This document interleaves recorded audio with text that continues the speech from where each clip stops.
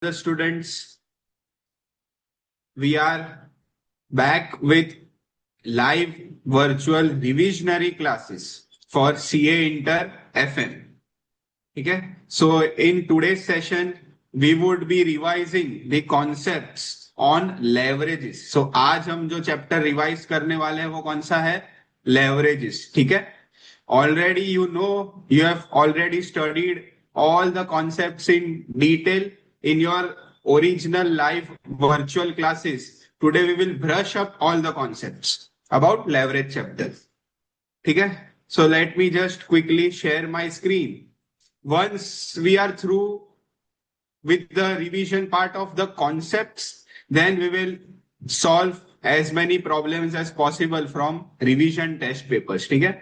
We will take multiple practical problems from different attempt ka RTP and we will complete the chapter of leverages.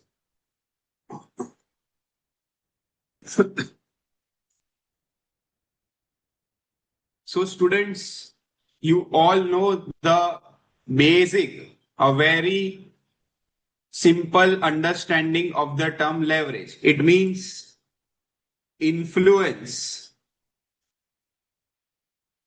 or power of one variable on another. ठीक है? एक variable का दूसरे variable पे power, हक, influence, that is leverage. In a very simple English vocabulary meaning, influence or power of one variable on another. एकदम practical example दूं तो accelerator and speed. So can I say more the accelerator of your Activa, more would be the speed. More the accelerator of your car, more would be the speed. So can I say accelerator has a power influence on speed? Yes or no? So in other words, speed is a dependent variable.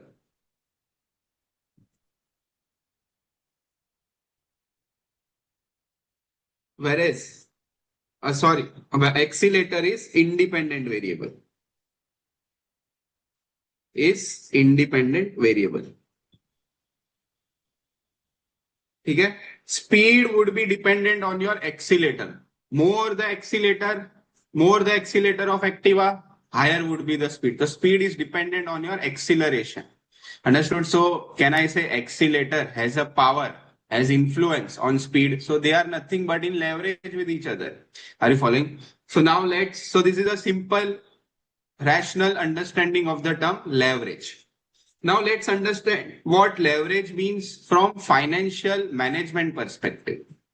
So again, the meaning remains same. It is nothing but relationship between two variables where one variable has influence, has power on other influence.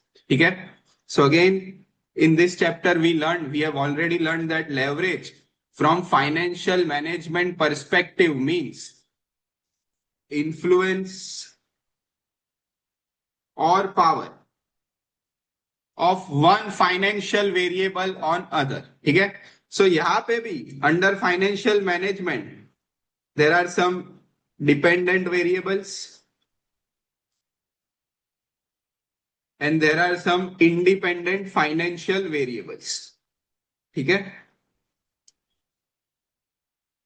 So independent financial variables का power, का influence, का हक, का rob on dependent financial variable is nothing but known as leverage in technical language. ठीक है? Understood? So we know that leverage, the general formula for calculating any leverage, not just from financial management perspective, be it any leverage. It is nothing but percentage change in dependent variable upon percentage change in independent variable. This is the general formula that we have learned in this chapter. Leverage is nothing but percentage change in dependent variable upon percentage change in independent variable. ठीक है. But ये formula derive कैसे हुई होगी, that also we have learn in our live original virtual classes. ठीक है. But now let's go deep into the meaning of term leverage as far as financial management perspective is concern. ठीक है. इस chapter में if you remember then this chapter focuses on the term called as risk.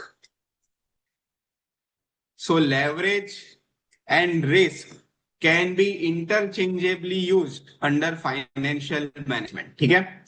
Now tell me, risk in the business, can I say it can come from multiple factors? It can come from multiple forms. Let's say there are 1,000 employees, उसमें से 200 employees ऐसे हैं कि जो कुछ काम ही नहीं करते ऑफिस में. So that is also a risk to the company. Correct? So risk. अच्छा, let's say company is located in the country with which our country has a war-like situation. Can I say that is also geographical risk of business? So risk can be from multiple forms, from multiple factors. But हम यहाँ जो risk की बात कर रहे हैं वो risk कौन सा होगा? Risk in the form of fixed cost. ठीक है. Under leverage chapter, the risk specifically that we are targeting is risk in the form of fixed cost. Sir, risk fixed cost, sir, business का risk कैसे हुआ? Business में risk कैसे हुआ? तो fixed cost, can I say if even if sales is zero, your fixed cost will remain constant. मतलब sales कुछ भी हो जाने दो, you have to compulsorily pay the fixed cost. Yes और नो? सेल्स एकदम ज्यादा बढ़ गया आपके कंपनी का, सो यस, ये रिस्क इश्क में कन्वर्ट हो जाएगा. This risk will be advantageous, will create advantage for your business. It will generate higher profit. But मान लो सेल्स ही नहीं हुआ, let's say during COVID, business were shut, but still you had to pay the premises that you had taken on rent. You had to pay the salary of your employees. So can I say fixed cost from that perspective is a risk? Even though there is no sales or even though there is huge sales, the fixed cost will remain same. Sales ज्यादा है तो ये risk इश्क में convert हो जाएगा. This risk will create a huge profit for you. But अगर sales ही नहीं है, there is no business, still you have to incur this cost. So from that perspective, from that viewpoint, fixed cost is a risk in the business. ठीक है. Okay. So sir, we understood that risk in this chapter specifically we are targeting fixed cost. ठीक है. Sir, we also know fixed cost can be classified into two types. There are two kinds of fixed cost. One is operating fixed cost. One is financial fixed cost. And जब दोनों को merge कर दे, जब दोनों को multiply करे, we get combined total fixed cost or total risk. ठीक है. Total fixed cost. Okay. So operating fixed cost is that fixed cost. अब इसका definition देखो, सुनने जैसा है, बहुत मजे वाला definition है. Operating fixed cost is defined as all the fixed cost other than financial fixed cost. ठीक है. बहुत मजे वाला definition है. क्या बोला? It is a fixed cost. It is all fixed costs other than financial fixed cost.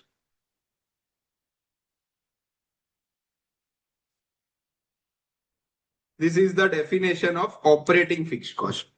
तो sir financial fix cost का डेफिनेशन क्या होगा? It is that fix cost other than operating fix cost. ये definition होगा. So can I say we are entering into that infinity loop. Operating fix cost other than financial, सारे operating fix cost माने जाएंगे. Financial fix cost other than operating. सो वी are entering into that infinity लूप. But नहीं, ऐसा नहीं है. Financial fixed cost means the cost to raise finance. ठीक है. Financial cost is the cost that you incur to raise finance. अब आप सोचो सर हम फाइनेंस कौन से सोर्सेज से अरेंज करेंगे, तो there are debt sources like debentures, bonds. You can raise funds through debentures, bonds. ठीक है. There is owners fund. Owners fund में कौन कौन आएगा? So two primary sources of raising fund is either you invest your own funds or owners capital, or either you borrow and invest in the business. So these are the primary two sources to raise finance. Owners fund में equity share holders आएंगे. Yes or no? Instead of writing equity shareholders, can I say owners fund will include equity share capital and preferential? ठीक है. Share capital is nothing but owners fund. Borrowed fund में can I say debentures आएंगे, bonds आएंगे, bank loan आएगा, long term loans, not the short term loans.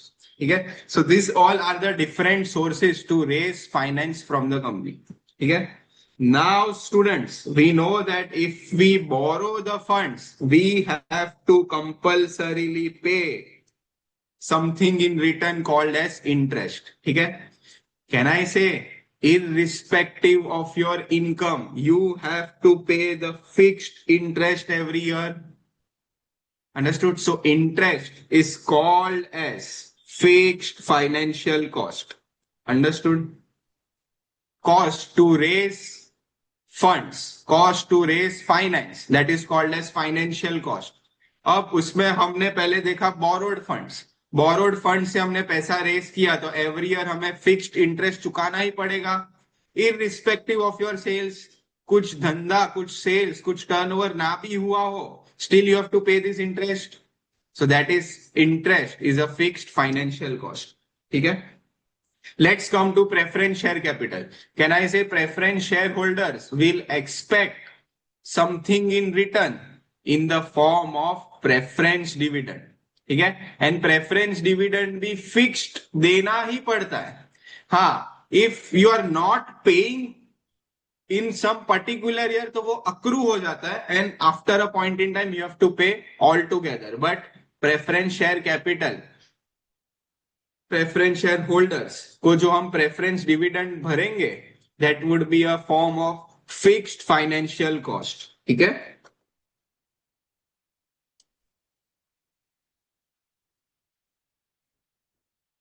Preference dividend आज नहीं तो कल आपको चुकाना ही है.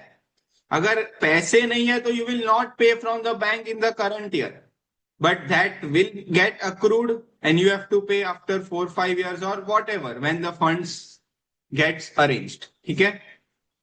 So but you have to compulsorily pay preference dividend irrespective of your sales, irrespective of turnover of the company. So can I say again, preference dividend is the cost incurred to raise preference share capital, and preference dividend we have to compulsorily pay every year irrespective of the sales, irrespective of the turnover. So preference dividend will also be considered as fixed financial cost. समझा यहाँ तक? Clear? You all know this. I'm just quickly revising. But as far as equity dividend is concerned, as far as dividend to equity shareholders are concerned, can I say it is not compulsory. ठीक है. It is on the discretion of board of directors whether to declare dividend or not.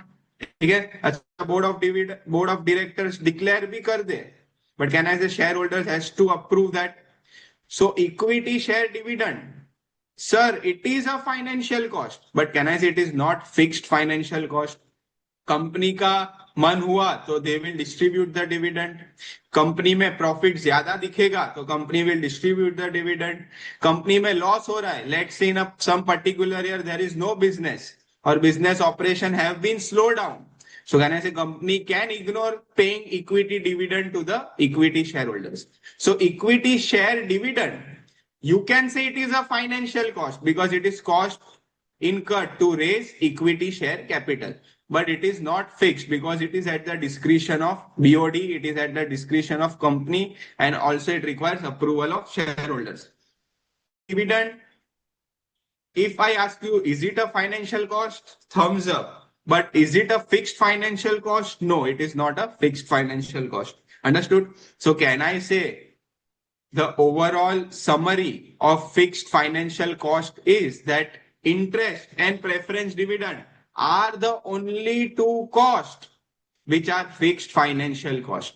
अब इसके अलावा जितने भी fixed cost है, apart from interest and apart from preference dividend, जितने भी फिक्स्ड कॉस्ट है वो सारे ऑपरेटिंग फिक्स्ड कॉस्ट माने जाएंगे. ठीक है. सो एग्जांपल लिखो तो monthly factory rent that we pay, that is operating fixed cost. अच्छा, monthly salary that we pay, operating fixed cost. अच्छा, depreciation operating fixed cost. Are you understanding? So operating fixed cost ka definition is correct. It is all fixed cost other than financial fixed cost. Can I say it other words? It is nothing but all fixed cost other than interest and preference dividend. ठीक है. ये दो तो fixed financial cost है. इसके अलावा जितने भी फिक्स्ड कॉस्ट आप बिजनेस में देखते हो सारे ऑपरेटिंग फिक्स्ड कॉस्ट है. ठीक है. So understood the definition. Okay, so again, come back to 10 minutes back to my session.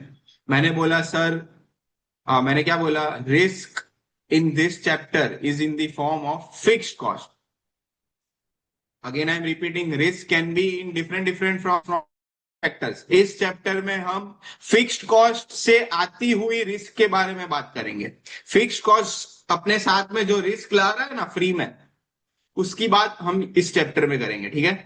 So operating fixed cost, the risk present in the business due to presence of operating fixed cost is called as operating risk. ठीक है.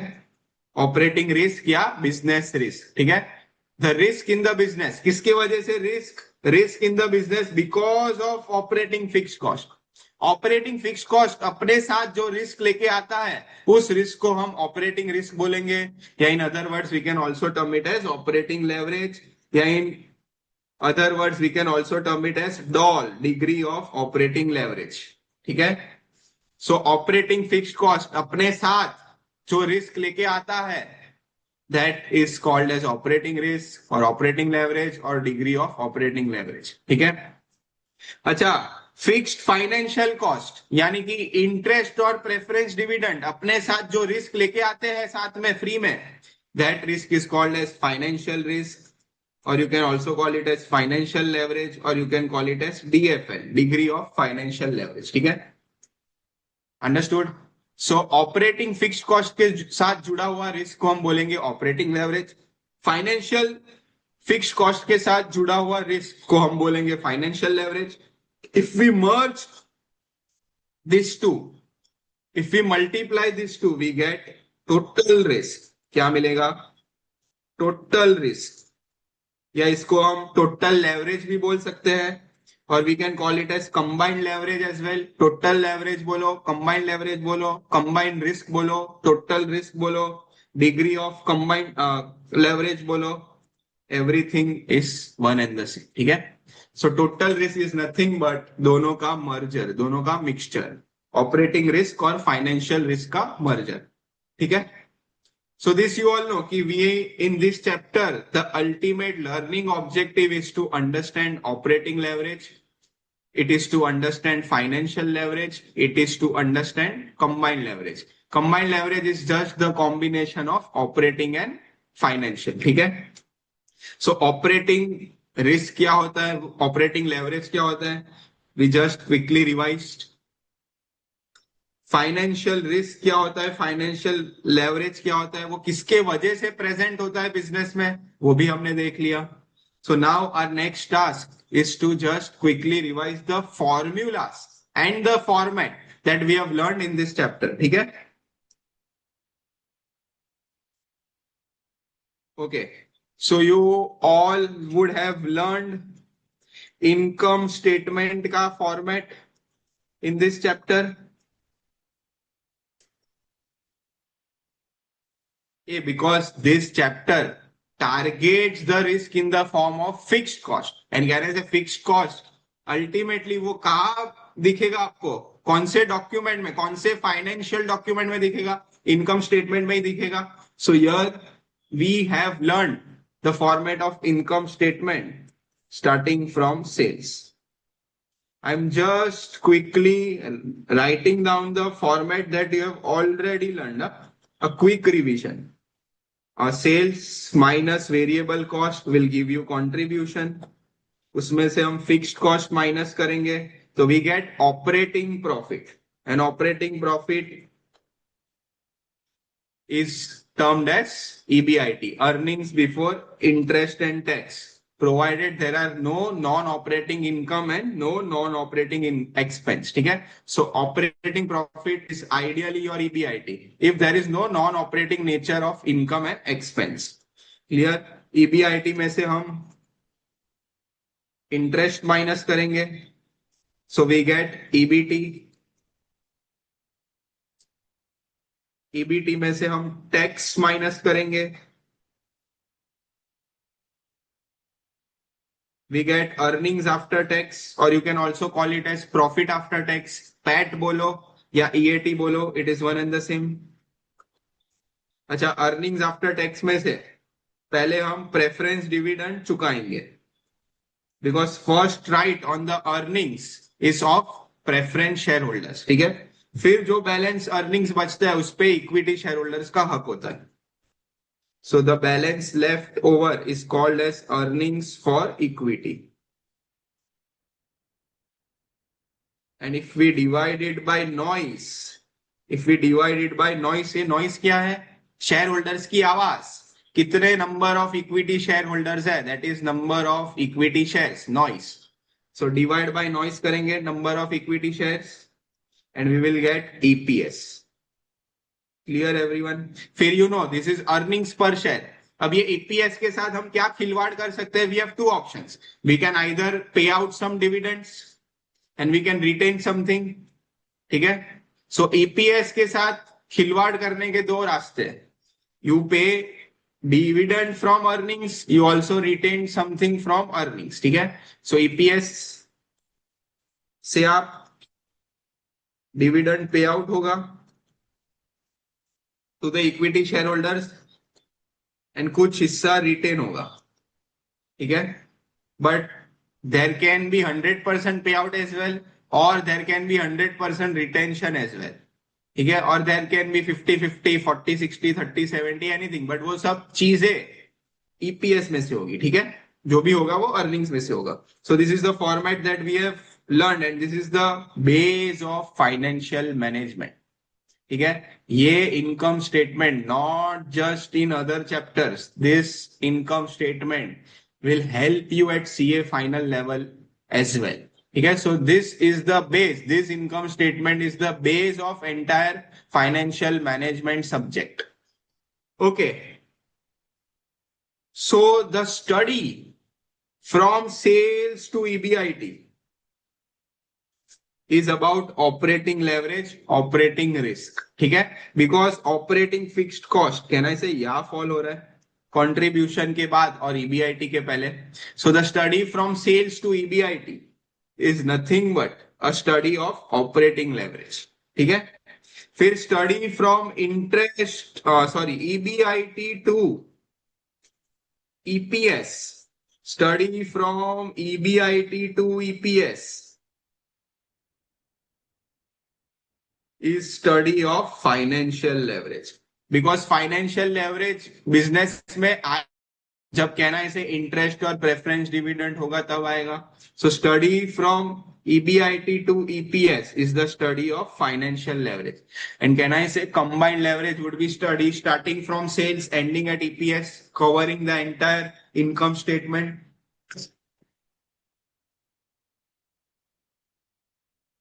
So अगर कोई आपको पूछे sir operating leverage की study कहाँ से शुरू होती है, कहाँ पे अंत होती है, तो it starts from sales and ends at EBIT. ठीक है, फिर कोई आपको पूछे सर फाइनेंशियल लेवरेज की स्टडी कहाँ से शुरुआत होता है, कहाँ पे अंत होता है, तो it from EBIT ends at EPS. And likewise for combined leverage, the study of combined leverage, combined risk starts from sales ends at EPS. पूरा income statement cover कर लेगा. ठीक है? Students, you all know, very well know the formula to calculate operating leverage. Can I say it is nothing but contribution upon EBIT? ये formula को याद रखने के लिए एक टेक्निक दे रहा हूं. I guess most of you would be knowing this technique. Fixed cost, if you see, it is getting sandwiched between two variables, contribution and EBIT. ये दो वेरिएबल के बीच उनका उसका सैंडविच हो रहा है. ठीक है. सो फिक्स्ड कॉस्ट के ऊपर contribution that will become numerator, fixed cost के नीचे EBIT that will become denominator. This is a easy technique to remember formula of operating leverage. ठीक है. Contribution upon EBIT. Now let's say for the time being this answer comes to 3:1. What does this mean? See, calculation करना तो बहुत easy है. You have to simply apply the formula of contribution upon EBIT. But calculation करके जो answer आ रहा है उसका मतलब क्या? That is where financial manager और CFO का काम होगा. ठीक है. So how to interpret this 3:1? That is very important. So let's just quickly revise that. Can I say, first of all, operating leverage is nothing but study starting from sales, ending at EBIT. Correct? So sales or EBIT का relationship, that is operating leverage. Sales or EBIT का रिश्ता, that is operating leverage. Correct? Now, operating leverage of 3:1 means if my sales increase by 10%, then effect of this increase will result into EBIT getting increased by 30%. ये 30% मैं मन का बोल रहा हूं, it is 10 into 3. Understood? So अगर sales 10% से ऊपर जाता है तो my EBIT will rise by 30%. This is what operating leverage of 3 means. Understood? उसको interpret कैसे करते वो clear हो गया. Likewise, can I say if my sales increase by 20%, तो again EBIT सीधा nice 60% से बढ़ेगा. Can I say risk है थोड़ा 20% से ही सेल बढ़ा, but फायदा in the profit, फायदा in the operating profit is increment of 60%. But can I say this is a risk? Operating leverage is nothing but a risk. अगर sales 20% से गिरता है तो can you see EBIT zup 60% से it will fall. Risk है तो इश्क है, that is agreed. But risk है तो साफ सफाई भी हो सकती है. That also you have to accept. Risk has two sides. One is good, positive advantage. One is disadvantage, negative side as well. So we have to accept both the sides. We have to be ready to face any of that. Clear? Okay? So can I say the interpretation formula, see the above formula of contribution upon EBIT was to calculate leverage. But उसको interpret करना हो तो और एक formula बन गई. The formula क्या बनी? It is nothing but percentage change in EBIT upon percentage change in sales.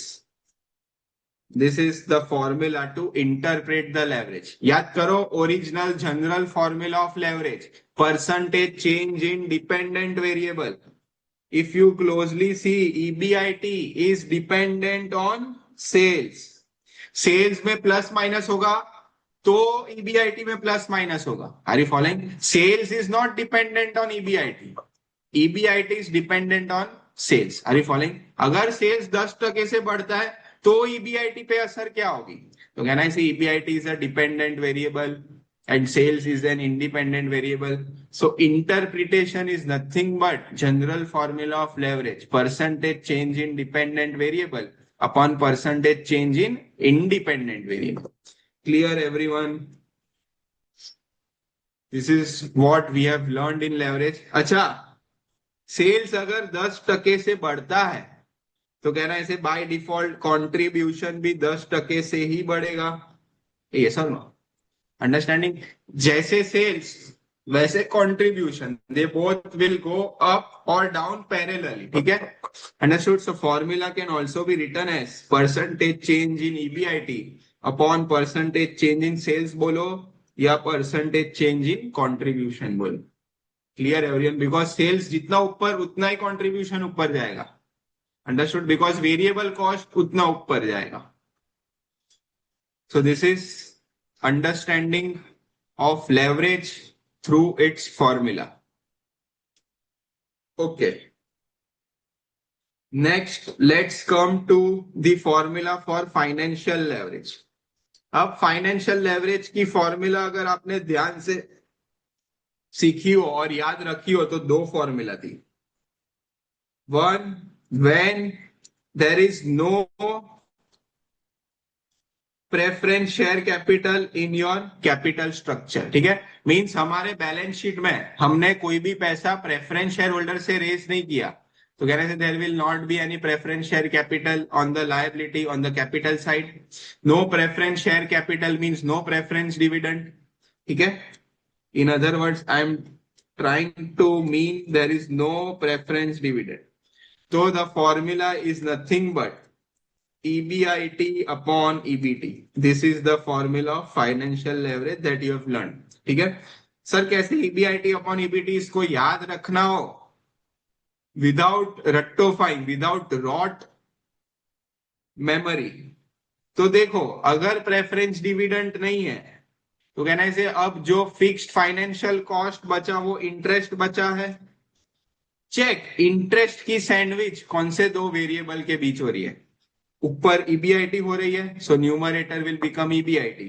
नीचे ईबीटी है तो कहना है ईबीआईटी और ईबीटी के बीच सैंडविच हो रही है इंटरेस्ट की, so numerator becomes EBIT, denominator becomes EBT. ठीक है, this is a easy technique to remember the formula financial leverage when there is no preference dividend. ठीक है, बट सर जब प्रेफरेंस डिविडेंड हो तब क्या फॉर्मूला है? So when preference share capital is there, it means कहना है preference dividend भी होगा. So in that case, the formula of financial leverage is nothing but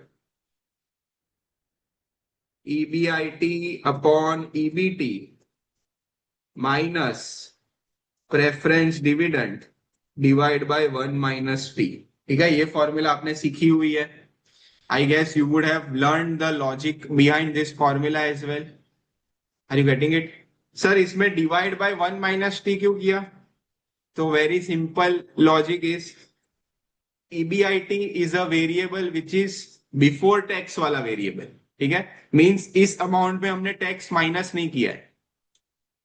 EBT again is that variable, is that earnings which is before tax.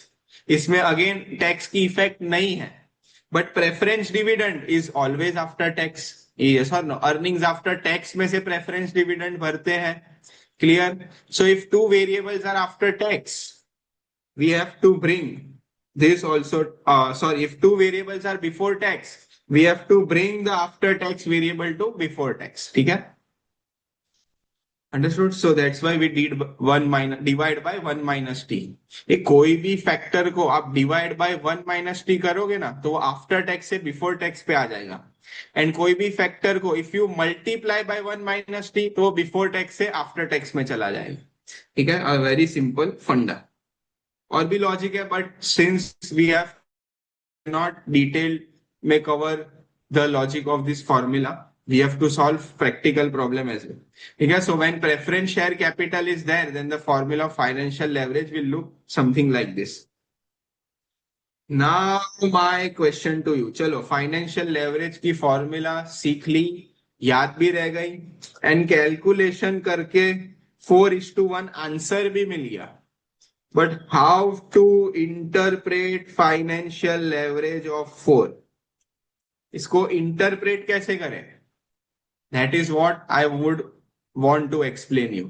Interpretation is very important. बाकी formula तो मैं even I can teach to 11th class student, 12th class student, 9th class.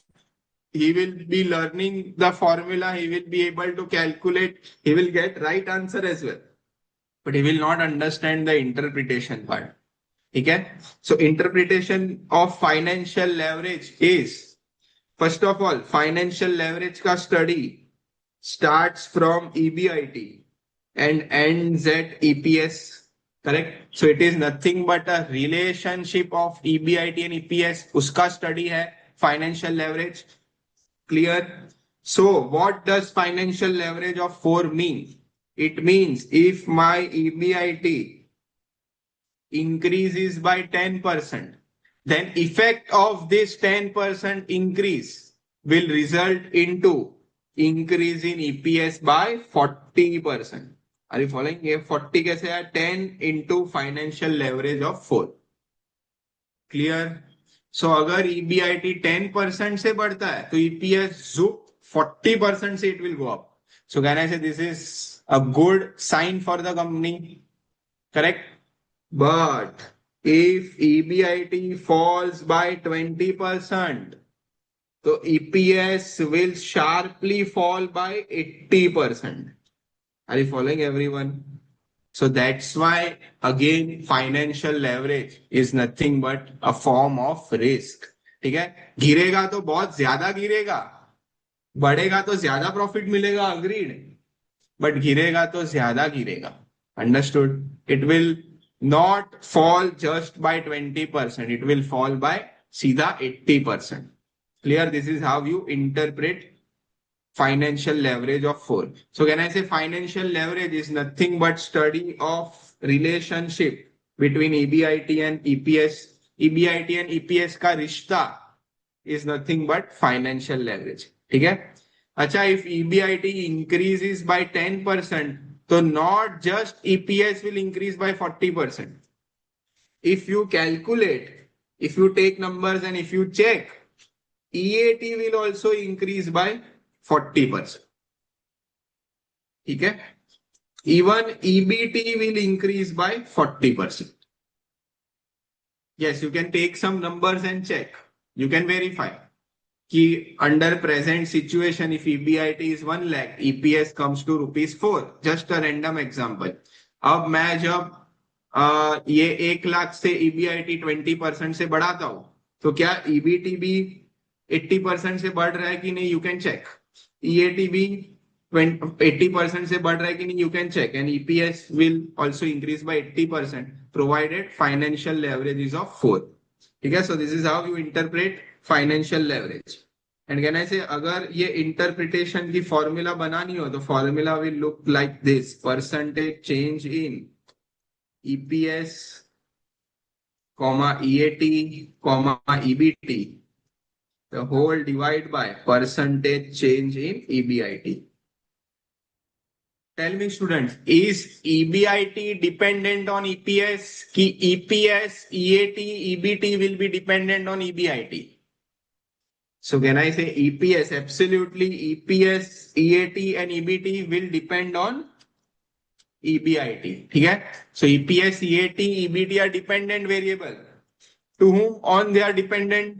They are dependent on EBIT. So EBIT में अगर ऊपर नीचे होता है तो EPS, EAT, EBT में ऊपर नीचे होगा. Understanding? So this is independent variable. Clear? This is formula for financial leverage. Last but not the least, combined leverage. I told you it is a simple mixture, a combination of operating leverage and financial leverage. So can I say formula is OL into FL? This is formula number 1. अब इसी में से we can derive another formula. Let's assume there is no preference dividend for now. Can I say operating leverage की formula थी contribution upon EBIT. FL की formula when there is no preference dividend. Can I say it is nothing but EBIT upon EBT? So this gets knocked off. So formula number 2 of combined leverage is contribution upon EBT. But when there is no preference dividend in the form of fixed financial cost. ठीक है? Everyone? Okay. अच्छा, third interpretation की formula भी बना सकते हैं. What was the formula for operating leverage? It was nothing but percentage change in EBIT upon percentage change in sales comma contribution. ठीक है. वैसे ही what was the interpretation formula for financial leverage? Percentage change in EPS, EAT, EBT upon percentage change in EBIT. Correct. Again, this gets knocked off. Numerator gets knocked off. So can I say combined leverage की interpretation वाली formula क्या बन जाएगी? Percentage change in EPS slash EAT, EBT upon percentage change in sales, comma contribution. So if you see, can I say combined leverage is nothing but relationship between EPS and sales, right? From sales till EPS. And again, EPS will be dependent on sales. Are you following? Sales में अगर हलचल होती है तो उसकी effect EPS पे दिखेगी. ठीक है. ईपीएस पे हलचल होती है तो सेल्स पे इफेक्ट नहीं दिखती. Understanding? So this is dependent variable, independent variable. Clear everyone? So this is the formula to calculate combined leverage.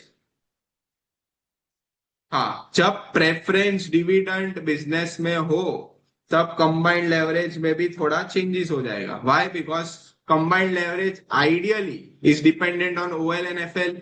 सो अगर एफएल में चेंजेस होगा तो कंबाइंड लेवरेज में डेफिनेटली चेंजेस होगा. हाँ, ओएल में there will not be any change because it has nothing to do with fixed financial cost. ठीक है. अच्छा, when preference dividend is there, I just gave you the formula. It is nothing but EBIT upon EBT minus preference dividend divided by 1 minus T.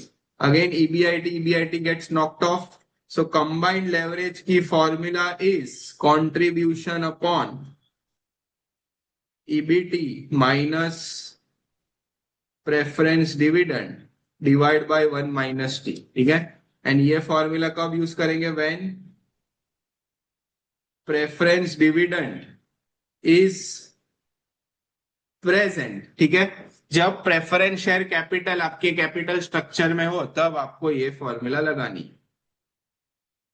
So with this we have quickly gone through the concept of operating leverage, the concept of financial leverage, the concept of combined leverage. We also quickly gone through the income statement format.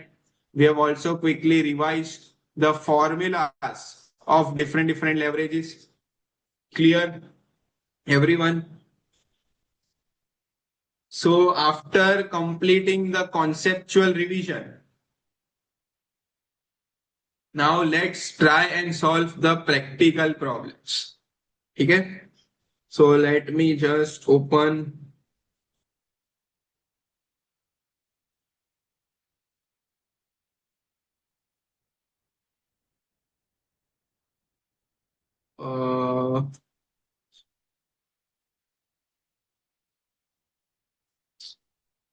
please open revision test papers RTP for September 26.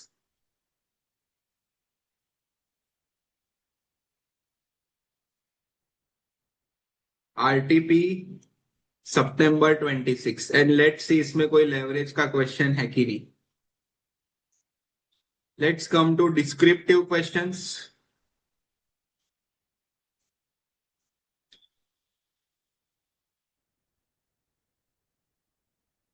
Question 4 is ratio, 5 is, yes, 5 is leverage.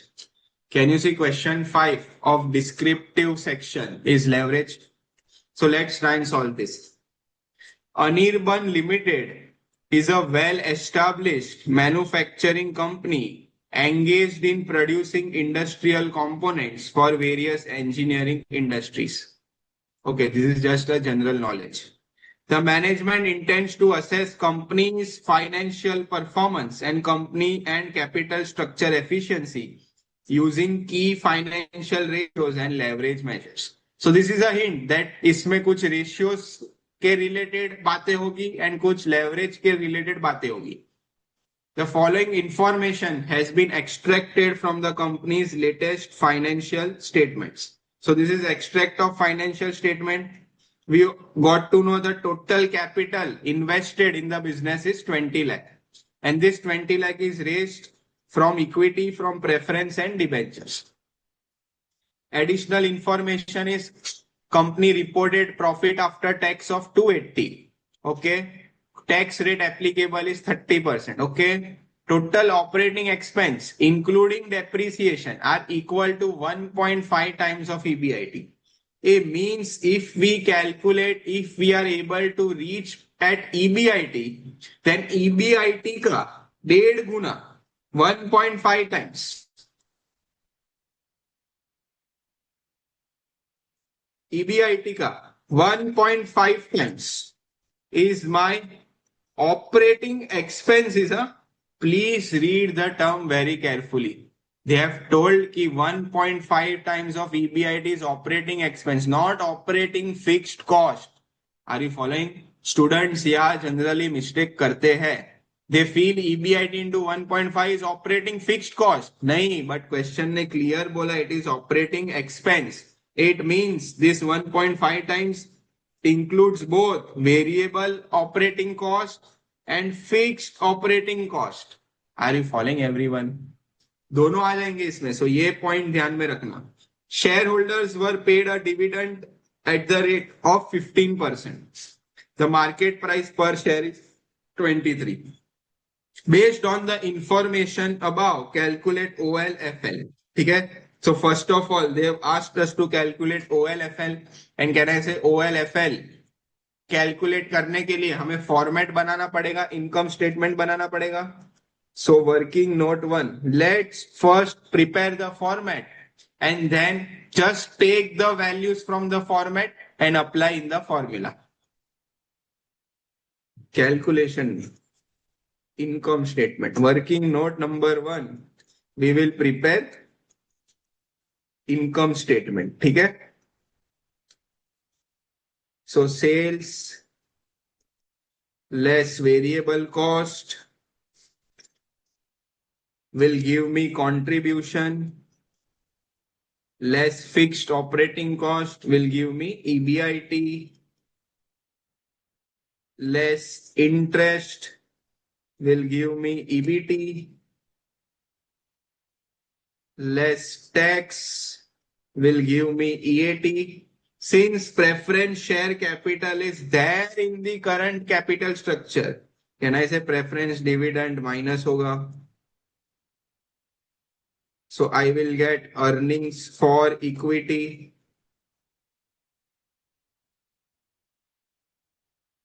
And if I divide this with the noise number of equity shares, मुझे क्या मिल जाएगा? EPS मिल जाएगा.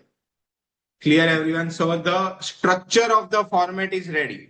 The dhacha is ready. Dhacha means format, structure. Now let's substitute the values that is available from the question. Question ने क्या दिया है? ये तो सारे capital sources, ये तो balance sheet items है. So they will not get substituted in our income statement. But profit after tax is given 2,80,000. So let me just write profit after tax 2,80,000. Hey, how much is the tax rate? They have also given tax rate of 30%. So can I say if EBT was 100 rupees, उसमें से हम 30% tax भरते, यानी कि 30 रुपया tax भरते, तो earnings after tax 70 हो जाता. Oh, yes, sir, correct. But यहाँ पे earnings after tax का value we know it is 280.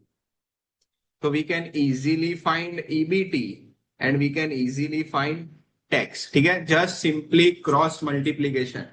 और another technique is after tax से आपको बिफोर टैक्स जाना है, तो मैंने बोला था कि you divide it by 1 - t। ठीक है। अच्छा, बिफोर टैक्स से आफ्टर टैक्स पे आना है, you multiply it by 1 - t। ठीक है, वो भी कर सकते हो। So any method is correct. So 280,000, 4 lakh rupees, 4 lakh rupees is my earnings after tax। ठीक है। तो can I say tax would be 4 lakh पे 30%, 1 लाख 20 हो गया 280। अच्छा, preference dividend, I have the value of preference dividend, it will be 5 lakh का 10%, 50,000। So earnings for equity would be 2,30,000। Correct. Number of equity shares. A total equity capital is 8 lakh. One share is having face value of 10. So can I say 80,000 shares होंगे? So divide by 80,000 equity shares. So per share earnings कितना होगा? 230 divide by 80,000. 2.875 rupees per share. Clear? So for every one equity share, company has earned rupees 2.875. Okay, so from EBT to EPS, my format is ready. अब मुझे EBT से sales तक का सफर काटना है। ठीक है, I have to just travel from EBT till sales upwards. Okay, now let's go upwards. क्या मुझे इंटरेस्ट मिल सकता है? अमाउंट ऑफ इंटरेस्ट मिल पाएगा? Yes sir, you have debentures का अमाउंट, यू हैव डिबेंचर्स का interest rate. So can I say interest would be, how much is debentures का amount? It is 7 lakhs। 7 lakhs का 12%, 12% is the rate of interest, correct? So 7 12 84,000। Yes. So 84,000 is my interest. So can I say my EBIT would be 4,84,000? Everyone, I'm just going reverse. I'm driving my cars in reverse gear. ठीक है, EBT से ऊपर sales तक जा रहा हूँ। Okay. Now related to EBIT, they have given some hint कि भाई EBIT का 1.5 times if you do, you will get operating expense. Are you following? Operating expense means it is nothing but sum of variable plus fixed cost. ठीक है? So working note number 2, calculation of operating expenses. This includes both variable plus fixed. ठीक है? Students, again I am repeating, don't do mistake over here. EBIT का 1.5 times करोगे, जो भी answer आएगा वो सिर्फ फिक्स्ड कॉस्ट नहीं होगा, that is total operating cost. Are you following? So it includes variable and fixed component both. ठीक है, so therefore operating expense is nothing but EBIT into 1.5, 4,84,000 into 1.5 times, it comes to 7,26,000. Clear everyone? It means ये 7,26,000 is my total operating expense of the company, which includes both variable plus fixed. ठीक है? So any ratio to apportion this 7,26,000 is given in the question anywhere. This is my question to you. ये 7,26,000 को variable कितना, fix कितना, इसका proportion या इसका apportionment या इसका कोई रेशियो दिया हुआ है क्वेश्चन में? It is not given, but a small hint is given that total operating expense includes depreciation of 96,800. So depreciation comes under fixed operating cost.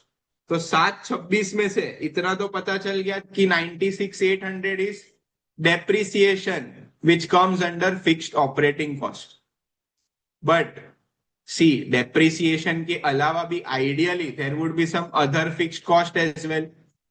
But since no information about other fixed cost, given we will assume कि fixed cost में there is only depreciation. Are you following? So बाकी जो balance बचता है that will be variable cost. 629 200. Clear everyone? See, practically speaking, depreciation के अलावा भी you will see some other fixed cost as well. But here there is no specific information given. We have to assume कि fixed operating cost will only consider depreciation. Clear everyone? And उसके अलावा depreciation के अलावा जितने भी operating expense बचते हैं that will be variable cost. Clear? इसके बारे में नोट भी लिखेंगे लास्ट में. So fixed cost 96,800 and 629 200. Clear everyone? So can I say my contribution will be 484 plus 96,800. 580 800. Clear? And we have derived the value of fixed cost from working note number 2. We have also derived the value of variable cost from working note number 2. So always give reference of working note. I strongly advise to all the students. And sales कितना आएगा? Plus 629 200. 12,10,000 is my sales का amount. Clear everyone? So बातों में playing a treasure hunt game, we completed our income statement. Clear? Now come to the question. Question ने क्या पूछा है? First operating leverage पूछा है. So first they've asked us to calculate OL and FL. So OL, can I say formula will be contribution upon EBIT? Correct? So 580 800 divided by EBIT was 4,84,000. Just check your income statement. Contribution is 5,80,000, 800. EBIT is 4,84,000. Okay? Divide by 484.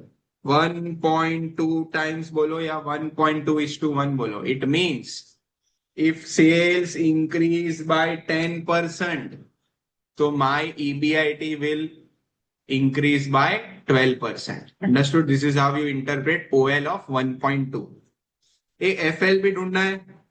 FL, but यहाँ हम कौन सी formula लगाएंगे? Formula where preference dividend is there, वो वाली formula लगाएंगे. ध्यान देना, ठीक है? Because preference dividend is there in our income statement. तो formula is EBIT upon EBT less the amount of preference dividend divide by 1 minus T. ठीक है? So EBIT is 4,84,000. हमारा EBT कितना है? 4 लाख है. प्रेफरेंस डिविडेंड 50,000 है. So divide by 4 lakh. Preference dividend is 50,000. 1 minus T. T means the tax rate. Here T means tax rate. So tax rate, I guess it is 0.3. Okay. On solving this, we get 50,000 divided by 0.7. 71,428.571 minus 4 lakh. 328,571.4.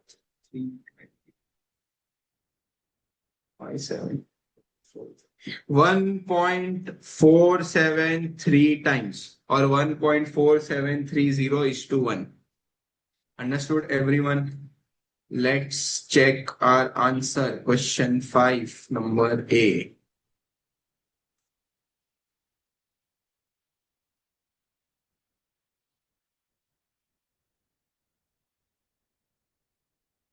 Okay, so here there is a small error. They have taken formula of EBIT upon EBT. But when preference dividend is there, we know that the formula will change. It will be EBIT upon EBT minus preference dividend, the whole divided by 1 minus T. ठीक है? So it comes to 1.4730 times. Clear? Now let's come to point number 2. Point number 2 क्या है?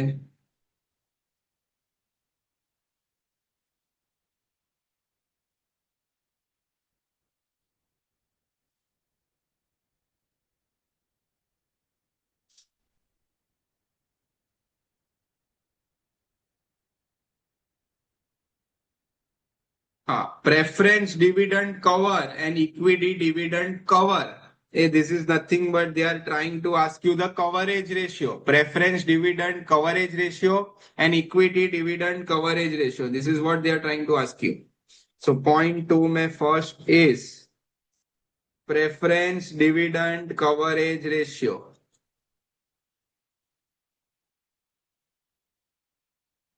Formula we already know, it is nothing but profit after tax divided by preference dividend amount. ठीक है, हम preference dividend कौन से profit से भरेंगे? तो obviously we will pay from profit after tax which is nothing but 2,80,000 and amount of preference dividend is 50,000. ठीक है, 280 divide by 50,000 which comes to 5.60 times. Students, how to interpret this 5.60 times? It means अगर मेरा preference dividend 5.6 times भी हो जाएगा ना, still I have enough profit to pay that. Are you following? So profit to cover preference dividend is 5.6 time. So अगर मेरा preference dividend 50,000 से 5.6 times भी हो जाए, still I have enough profit to cover that. ठीक है, so that is preference dividend coverage ratio. Likewise, they have also asked equity dividend coverage ratio.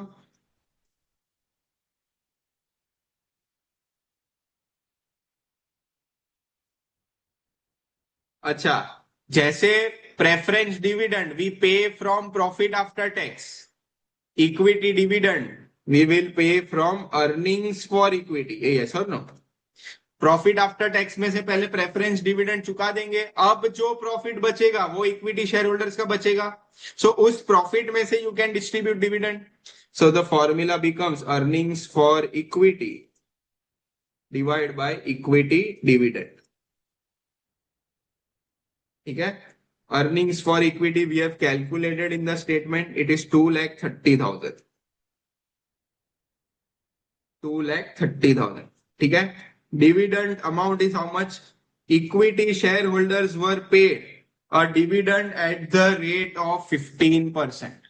ठीक है, equity dividend. So can I say equity dividend is at the rate % on the face value? Yes or no? हाँ, अगर see there is a difference, a very thin line of difference. अगर question में ऐसा बोलता हो, question में ऐसा लिखा होता कि dividend pay out ratio is 15%, तो pay out happens from earnings per share. Are you following everyone? So in that case dividend per share would be 2.875 into 15%. Are you following? If payout ratio is 15%, ऐसा term use हुआ होता तो payout is always from earnings. But when rate of dividend is given, rate is from face value. ठीक है, students, are you understanding the difference? यहाँ पे भी this is also an area of error where most students calculate 15% on EPS.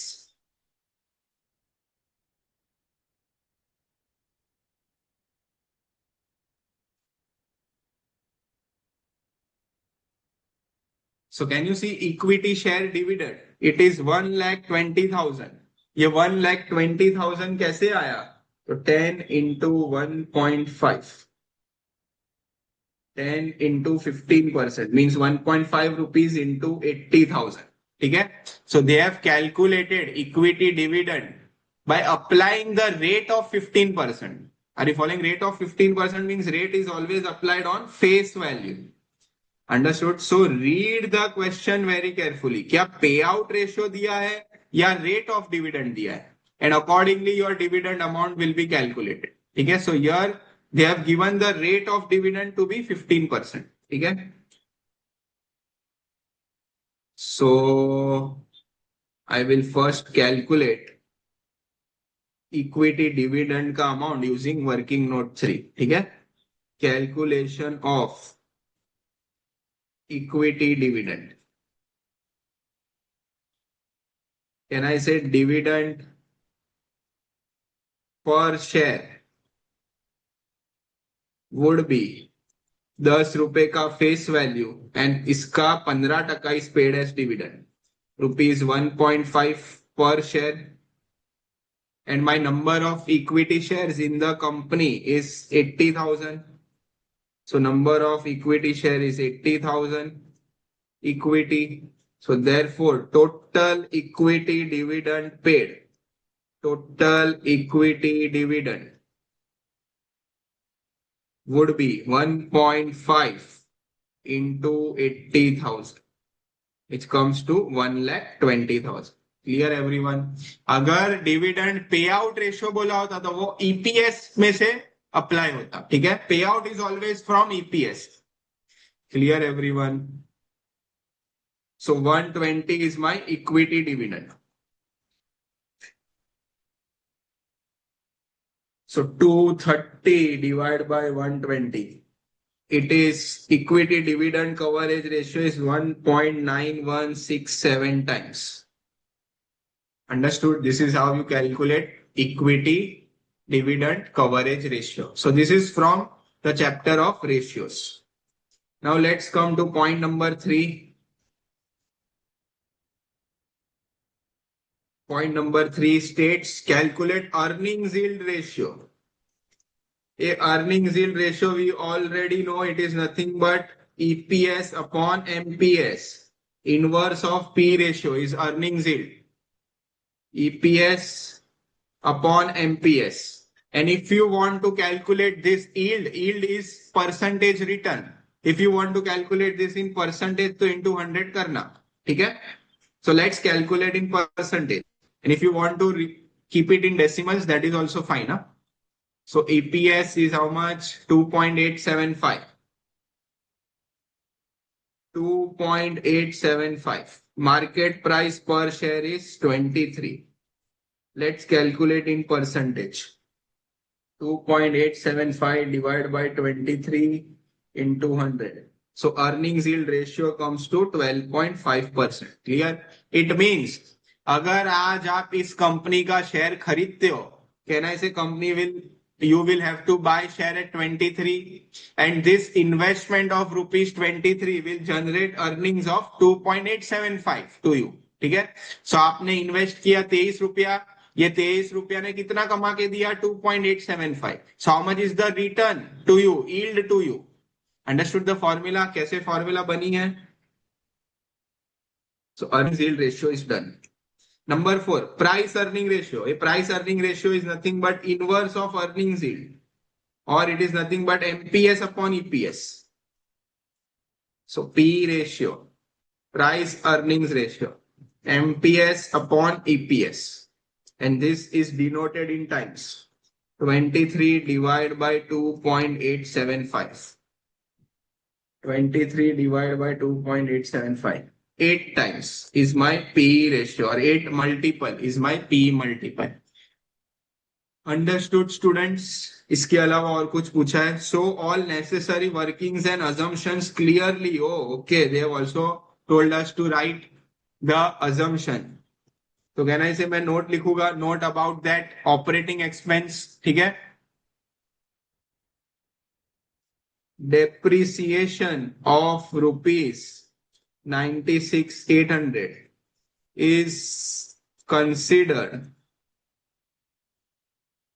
is only considered. Sorry, not only, let's write over here. Only depreciation of ₹96,800 is considered as fixed cost. ठीक है, in absence of information for other fixed cost. ठीक है, this is what we have assume ना कि 96,800 उतना ही fixed cost है. Why? Because no information on other fixed cost is given. Clear, everyone?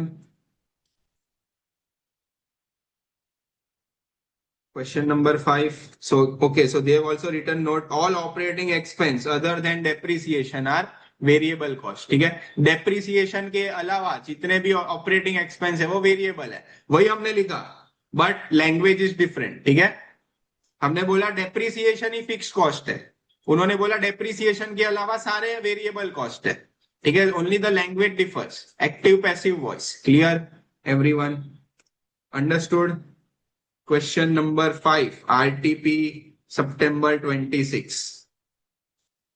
Now let's see if there is any MCQ question on leverages or not. होगा तो कर लेंगे.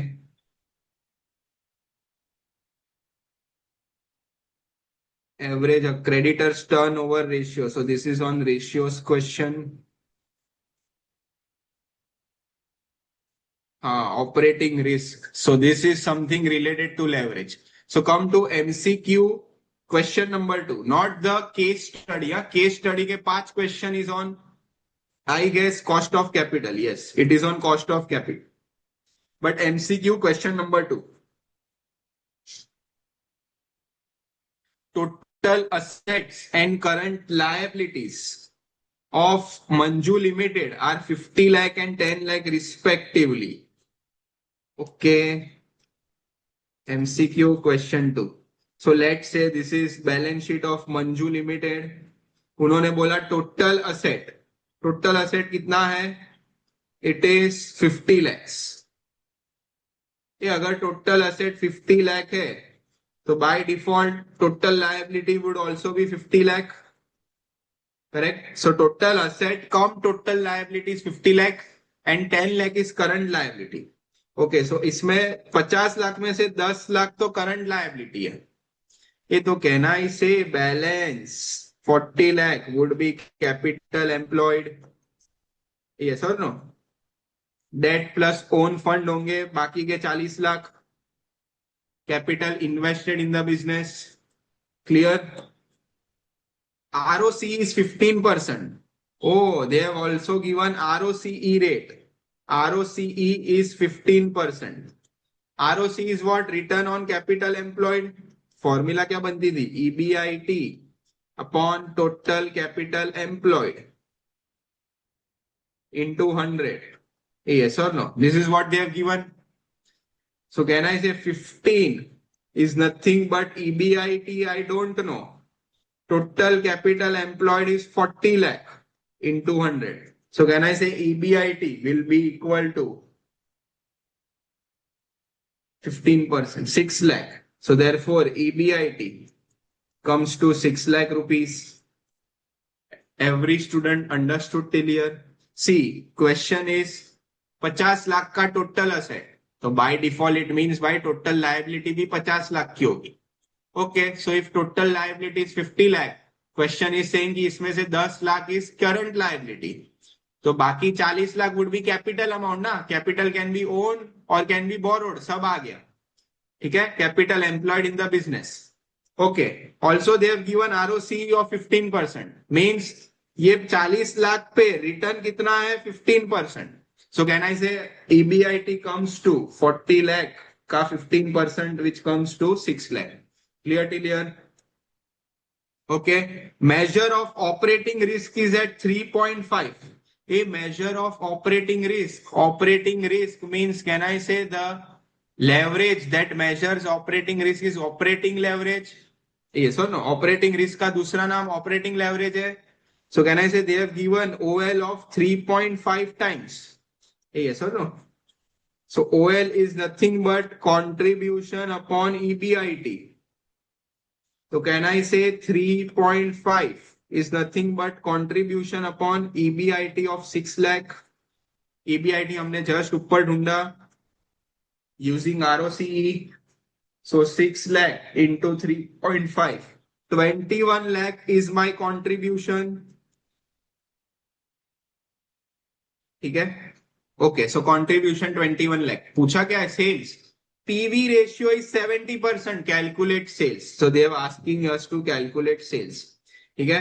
So can I say sales minus variable cost gives you contribution? If sales is 100, PV ratio is how much? 70%. Hey, what do you mean by PV ratio? Contribution to sales ratio is 70%. So अगर sales 100 होता है तो मेरा contribution 70 होना चाहिए. But I know my contribution is 21 lakh. How much is my sales amount? So it comes to 30 lakh rupees. Clear everyone? So sales की formula क्या बनी? It is nothing but contribution upon PV ratio. I guess this you have learned in your costing paper as well. 21 lakh divided by 70% लिखो या 0.7 लिखो. It is one and the same. So option में है 30 lakh. Yes, option is answer B. So let's check our answer. MCQ leverage. Yes, 30 lakh is your answer. Answer is B. Clear everyone? Okay. So students, if you want to take screenshot of the solution that I have done for RTP September 26, just take the screenshot very quickly. This is question 5 of 2026. I am scrolling in 5, 4, 3, 2, 1.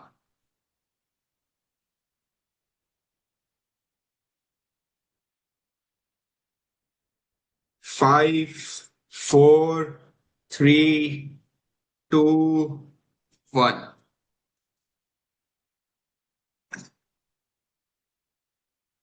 Working note 2 is about calculation of total operating expense that includes both variable plus fixed. 5, 4, 3, 2, 1.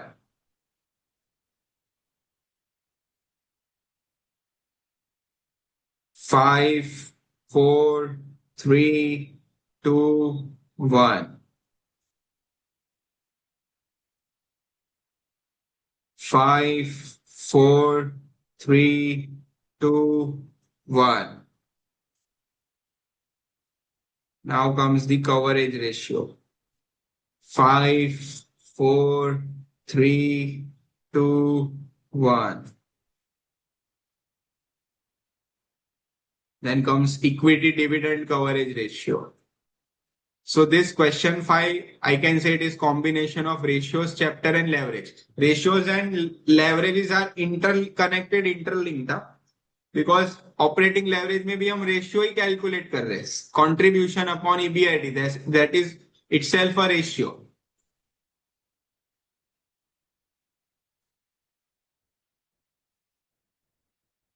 Five, four, three, two, one.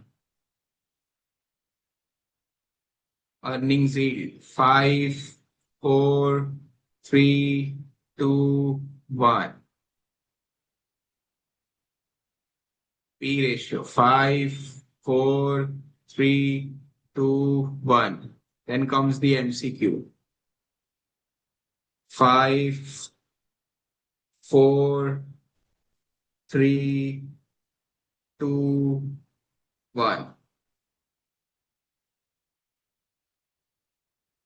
5. This is just the working of MCQ. How sales has been derived. 4, 3, 2, 1.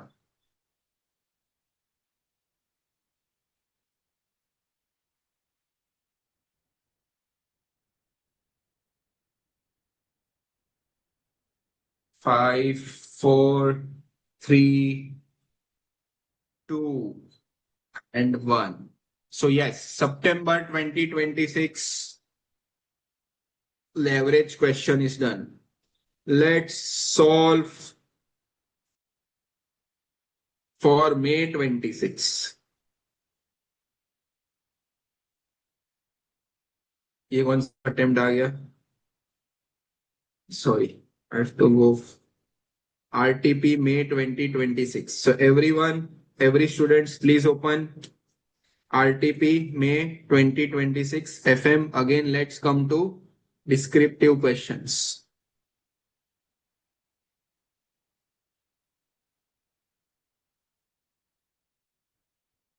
Question number 7 is on leverage.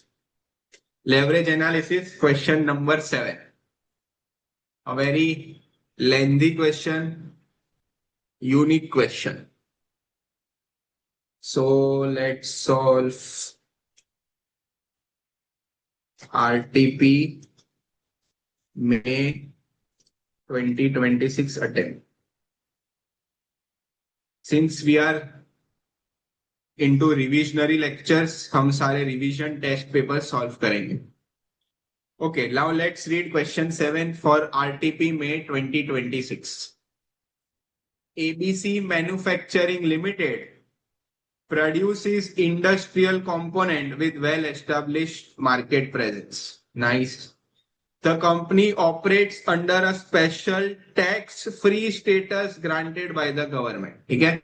So हमारी company, you can assume it is operating under special economic zone, जहाँ पे tax नहीं लगता, which exempts it from income tax, corporate tax obligations. Some financial parameters are given. Financial parameters for current fiscal year are as follows. Total capital invested. Total investment is 20 lakh. KE is 12%. KD is 6%. WACC is 9%. And I hope students, you know how to calculate WACC.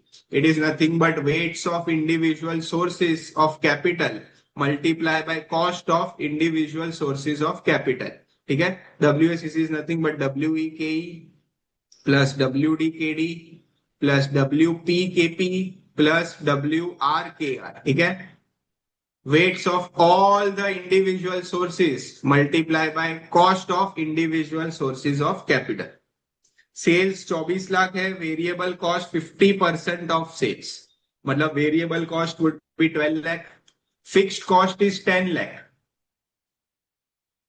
तो कहना इसे मुझे EBIT मिल गया. Verbally, I can directly calculate EBIT.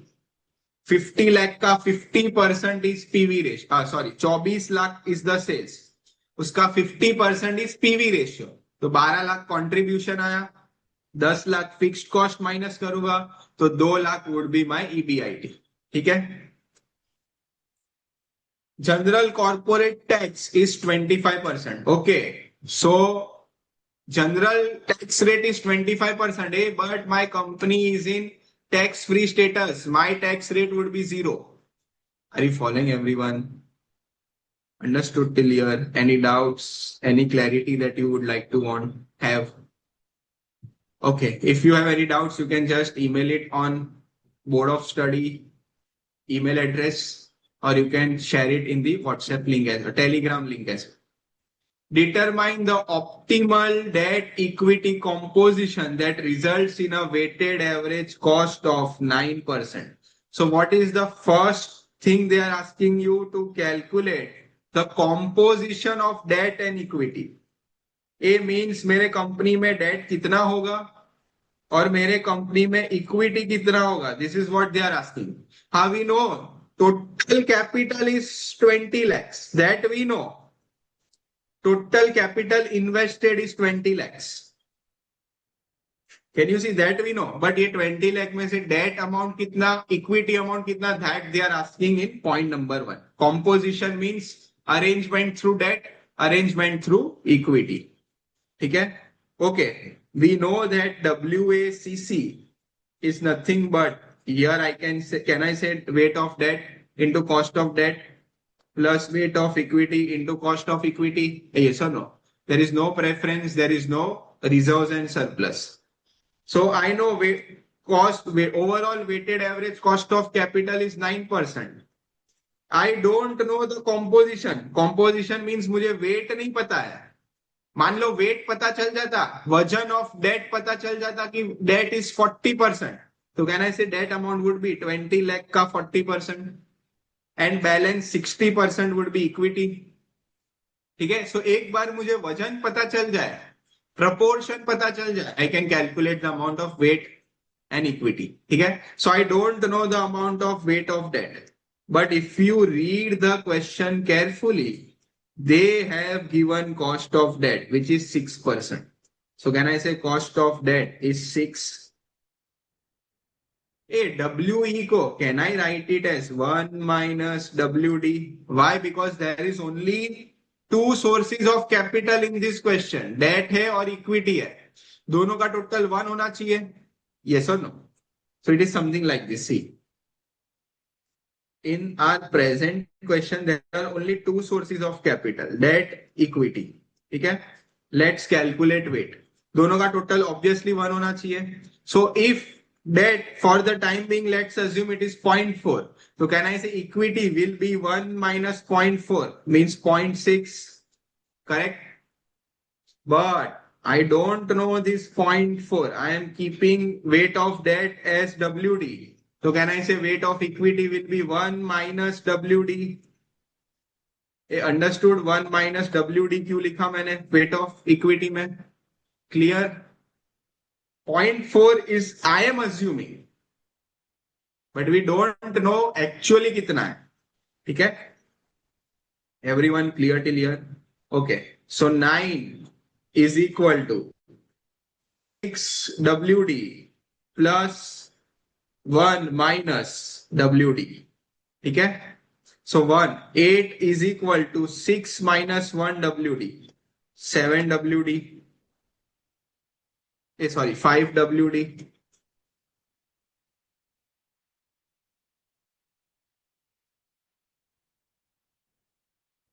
Let's check what have they done. Question number. Let's come to the solution and let's see. Question number 7 है.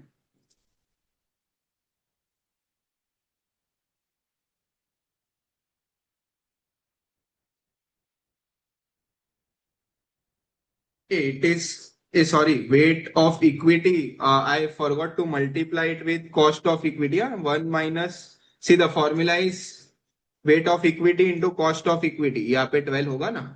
So this comes to 12 minus 12 WD. ठीक है? So this comes to, I forgot to mention the W. I forgot to write KE. ठीक है? Because WACC is nothing but WDKD plus WEKE. मैंने WE लिख दिया था. This I wrote, but I forgot to write this K. ठीक है? So the answer will change now. Okay, so 6 so this will become minus 6 WD. ये side ला होगा 3. 6 WD is equal to 3. ठीक है? So therefore weight of debt comes to 3 by 6, which comes to 0.5. तो 20 लाख में से 50% वजन डेट का है. तो कैन आई से बाकी का 50% वजन इक्विटी का होगा. Correct, everyone? So can I say the amount of debt will be 20 lakh का 50%, 10 lakhs, and amount of equity on the entire 20 lakh would be 10 lakh. Clear, everyone? How to find the debt amount and equity amount?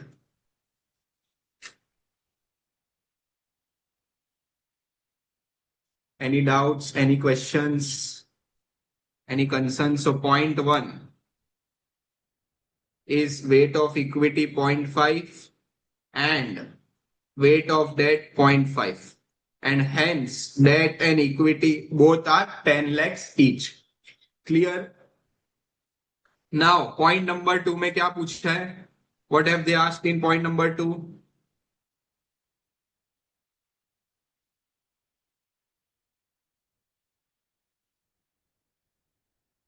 Prepare comprehensive income statement showing the company's profitability from operations through net income when cost of debt is 6, 10 and 12%. It means हमें point number 2 में income statement बनाने बोला है. They've asked us to prepare income statement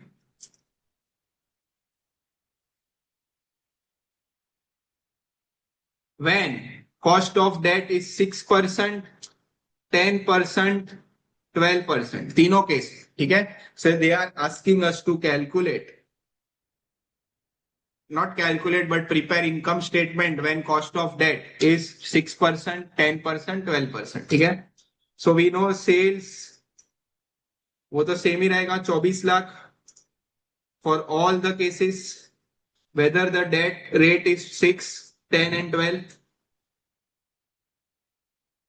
Variable cost is 50%. So can I say contribution will be at 50% of sales? So this comes to 12 lakh.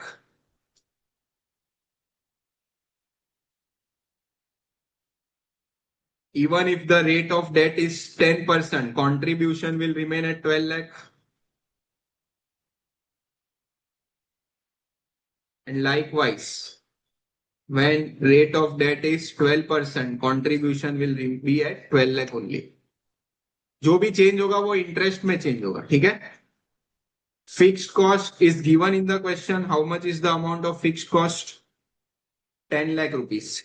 So fixed cost, irrespective of your interest percent, it remains same.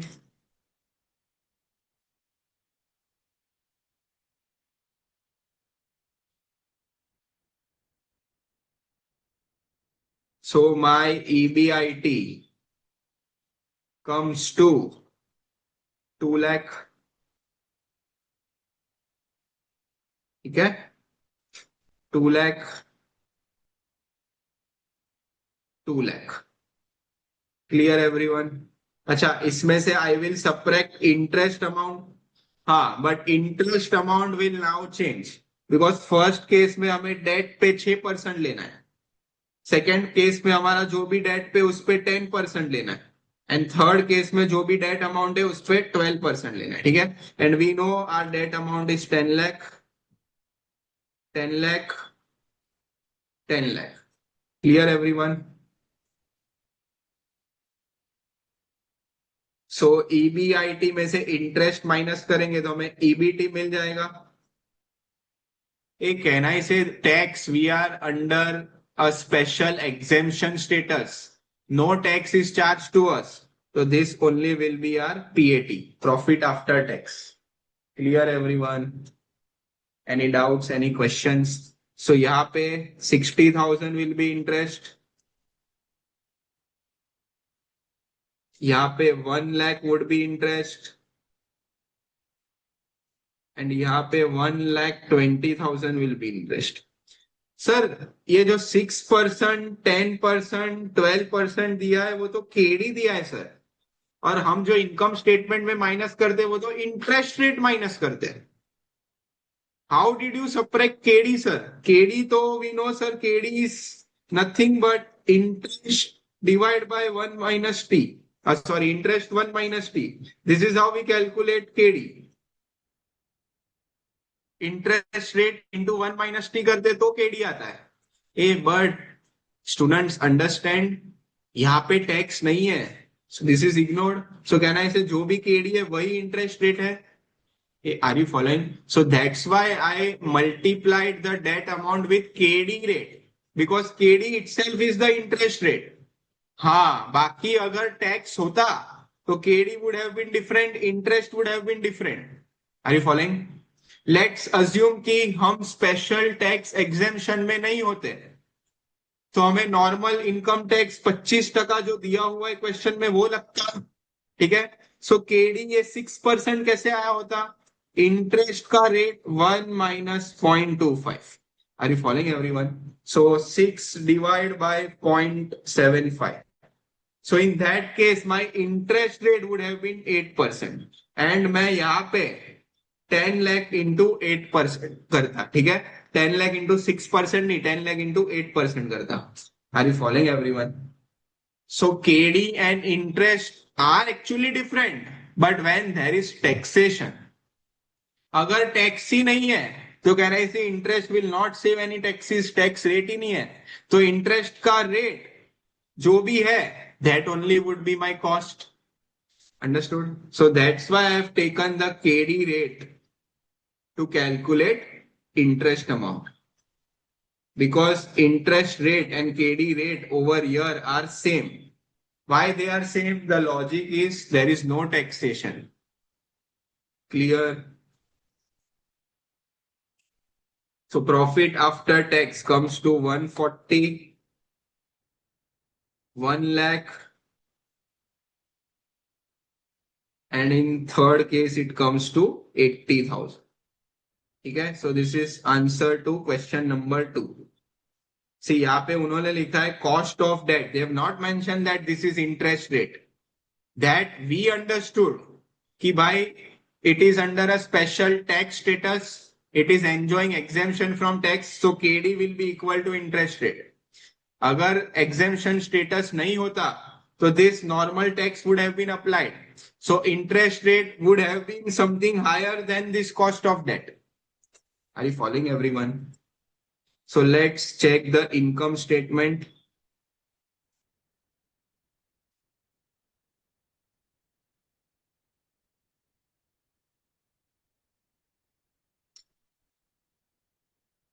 Yes, 140, 1,80,000. So comprehensive income statement is done. Now let's come to point number 3 of question 7. Point 3 is about calculate ROI to assess how efficiently company is utilizing its capital invested. So third point mein, they have asked us to calculate ROI, and we know ROI is nothing but EBIT upon total capital employed or total capital invested, and return is always calculated in percentage. Okay? So how much is EBIT? EBIT is 2 lakh in all the cases, correct? And my total capital invested is 20 lakh. So 2 lakh divided by 20 lakh into 100 in all the cases. Be it KD of 6%, be it KD of 10%, or be it KD of 12%. So 2 lakh divided by 20 lakh. This is 10%, 10%, 10%. So return on capital invested, return on investment is 10%. Company ने 20 lakh business में invest किया, वो 20 लाख कितना profit कमा के दे रहा है? 2 lakh rupees. So in percentage, my return is 10%. Clear? So this is answer to point number 3. Now point number 4, what have they asked? They have asked us to calculate return on equity. It means how much earnings you have generated for equity shareholders. Are you following? Or for owners? Understanding? To evaluate returns for equity shareholders. So can I say ROE? The formula is earnings for equity shareholders will be, in this case, profit after tax. Yes or no? Preference dividend नहीं है ना, तो जितना after tax earnings उतना सारा equity share holders का होगा, divided by equity share holders funds into 100. Okay, so this is the formula to calculate ROE. How much is my profit after tax? Now this is changing. 140 in year 1, when KD is 6%, 1 lakh when KD is 10%, 80,000 when KD is 12%. Total equity funds, total capital invested was 20 lakh. उसमें से 50% is equity का fund. So can I say 10 lakh is equity shareholders funds? So this comes to 14%. Likewise, this is 1 lakh divided by 10 lakh into 100. So when cost of debt is 10%, ROE also comes to 10%. Third case में 80,000 divided by 10 lakh into 100. So it comes to 8%. Are you following? So ROE, return on equity, is 14, 10, 8. Students, why have we generated more return for equity when KD was 6%? See, total return on investment is 10%. हमने equity के लिए 4% ज्यादा कैसे कमाया, किस वजह से कमाया? Total capital invested is 20 lakh and return on total capital is 10%. But if you see for equity, we are earning extra for over and above ROI. Why? The reason is, can I say ROI is 10%. ROI is the actual return from capital that you generate. But सामने अगर मैं मेरा cost देखूं तो 6% ही है. Are you following? So there is some excess surplus of 4%, and this excess malai of 4% will be enjoyed by equity shareholders. Are you following? मैंने पूरे बिजनेस में 20 लाख रेस किए, 20 लाख इन्वेस्ट किए, उस 20 लाख में से 10% कमाए.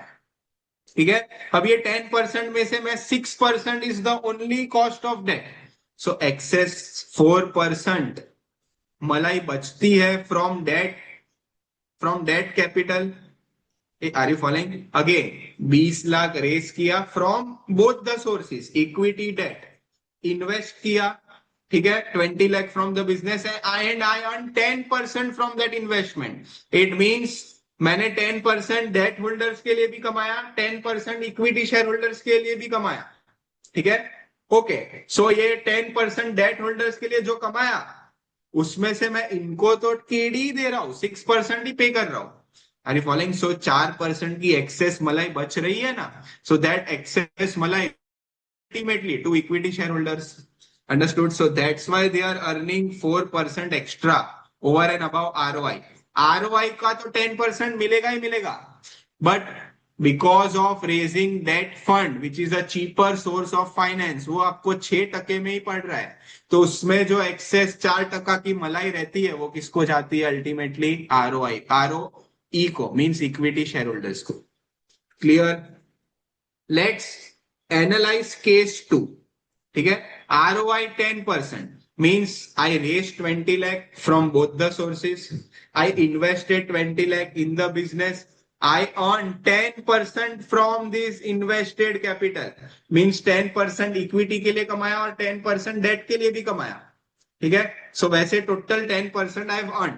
ठीक है, बट ये 10% out of the 10% that I have earn for debt holders, पूरा का पूरा 10% कॉस्ट में चला जा रहा है.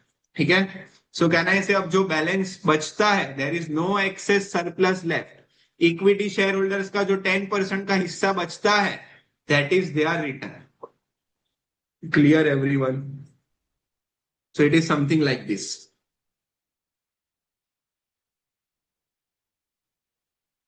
10 lakhs I raised through equity. ठीक है, this 10 lakh I invest in the business, and ये 10 lakh कमा के I earn 10%. ठीक है, so कह रहा है इसे ultimately 10% is the return that I have earned from for the owners.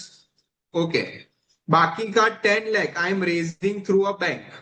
Let's say bank से मैंने लोन लिया, बाकी का 10 lakh I am raising through a bank. ठीक है, so my total capital invested is 20 lakh. Understood? अब ये 10 lakh again I will invest in the business. Correct, ये 10 lakh invested in the business, and from this invested my ROI तो 10% ही है. Are you following? So I want 10% on the borrowed fund as well, but इनको जब मैं चुकाता हूं ना, I am just paying 6% to that. Are you following? इनके पैसे से मैंने कमाया 10%, बट उनको चुकाया 6%. ये 4% का एक्सेस सरप्लस जो मलाई बचती है, the excess cream will ultimately go to whom? Will ultimately go to equity shareholders. Are you following? So equity shareholders को अपना 10% तो मिला ही मिला, plus the malai from the cream, the surplus from debt holders. ठीक है, so 14% is their ROE. Case 2, case 3 समझते. Case 3 when KD is 12%. ठीक है, again equity share holders gave 10 lakh of capital to the company. Company invested 10 lakh in the business, and company earned 10% on this capital of 10 lakh. Means ये 10% equity share holders को मिलेगा. Now Bank is also funding us 10 lakh. Okay? Okay, bank give us 10 lakh. I will invest in my business and I am generating 10% return from this 10 lakh. Hey, but now, see, ideally bank को 10% देना चाहिए, but now bank is asking 12%. Are you following everyone? Because KD is more. KD means expectation of capital providers. Whatever they expect is returned to them and cost to the company. So can I say यहाँ पे there is deficit of 2%. तो ये नुकसान, ये sad face, who has to bear? Equity shareholders. So can I say उनको 10% अपने equity share capital से मिला, but debt के वजह से नुकसान 2% हुआ. So their ROE is coming to 8% if you closely see in case 3. Understood everyone? So this is the logic कि Q by ROE सीधा 10 होना चाहिए था, 14 क्यों हो गया, 10 होना चाहिए था, 8 क्यों हो गया? It is because of that excess surplus or the deficit arising because of debt KD. Clear everyone? This is the whole logic. Okay, so point number 4 is also done. Let's come to point 5. Find the different leverages in the following format. It means we have to stick to the format given in the question. अपना format मत बनाना. So let's come to point number 5. Point number 5. So first, what is leverages? And उसमें number 1 क्या है? Leverage showing level of business risk. ये business risk means operating risk. ये तो कौन सा लेवरेज होगा? ऑपरेटिंग लेवरेज होगा. यस और no? So first it is they are asking about operating leverage. ठीक है. So leverage showing business risk. So leverage showing business risk बोलो या ऑपरेटिंग रिस्क बोलो. Can I say they are asking to compute operating leverage, and what is the formula? Contribution upon EBIT. Correct. So ये हो गया computation वाला column. फिर it is dependent on a operating leverage. Can I say it is dependent because of presence of fixed operating cost? Are you following? So operating leverage business में कब आएगा? जब fixed operating cost होगा तभी आएगा. सो can I say it is dependent on presence of fixed operating cost. Dependent on presence of fixed operating cost. Clear? अच्छा, computation भी करना है. Contribution is how much? Contribution is, see now हमें contribution upon EBIT 6% वाला लेने का, 10% वाला लेने का, 12% वाला लेने का, कौन सा लेने का? केडी का 3 ऑप्शन है ना, 6, 10, 12. Which to choose? You don't have to choose any of the 3. You have to choose what is given in the question. What is the primary data of the question? Can I say original data is KD of 6%? बाकी का तो evaluation के लिए दिया था. अगर 10% होता तो स्टेटमेंट, इनकम स्टेटमेंट कैसे बनता? अगर 12% होता तो इनकम स्टेटमेंट कैसे बनता? Are you following? But actually it is 6%. ठीक है. So we will compute contribution of upon EBIT considering income statement when KD is 6%. ठीक है. Rest two are just separate evaluation. अगर 6 का 10% होता तो की बात है ना. एक्चुअल में तो 6 ही है. So contribution upon EBIT, contribution is 12, EBIT is 2.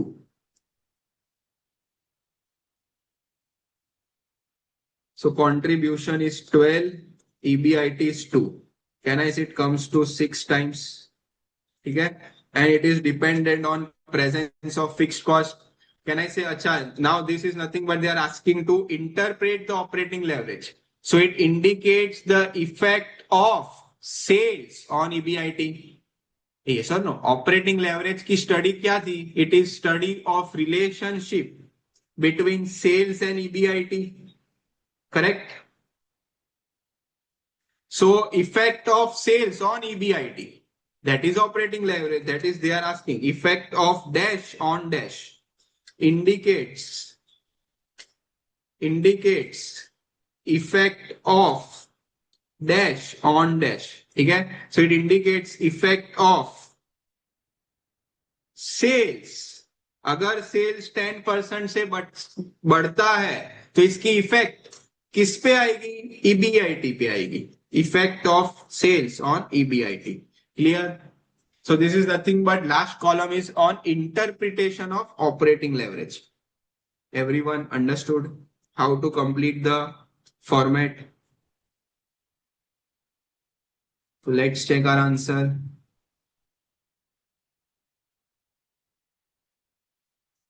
Okay, so leverage is computation. Leverage is business risk है तो operating leverage आएगा. Computation क्या होगा? Contribution upon EBIT. So contribution upon EBIT 12 divided by 6 or 12 divided by 2 lakh 6 times. It is dependent on fixed operating cost, presence of fixed operating cost, and effect. It studies the effect of sales on EBIT. Studies the effect of sales on EBIT. Clear? So now let's move to second row. Second row में क्या पूछा है? Financial risk. So financial risk.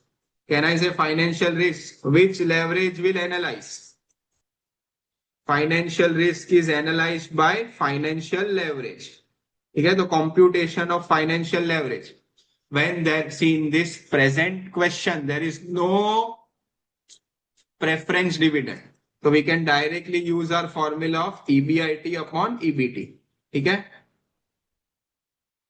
So EBIT is 2 lakh, EBT is 1 lakh 40. Because हमारा actual KD 6% है.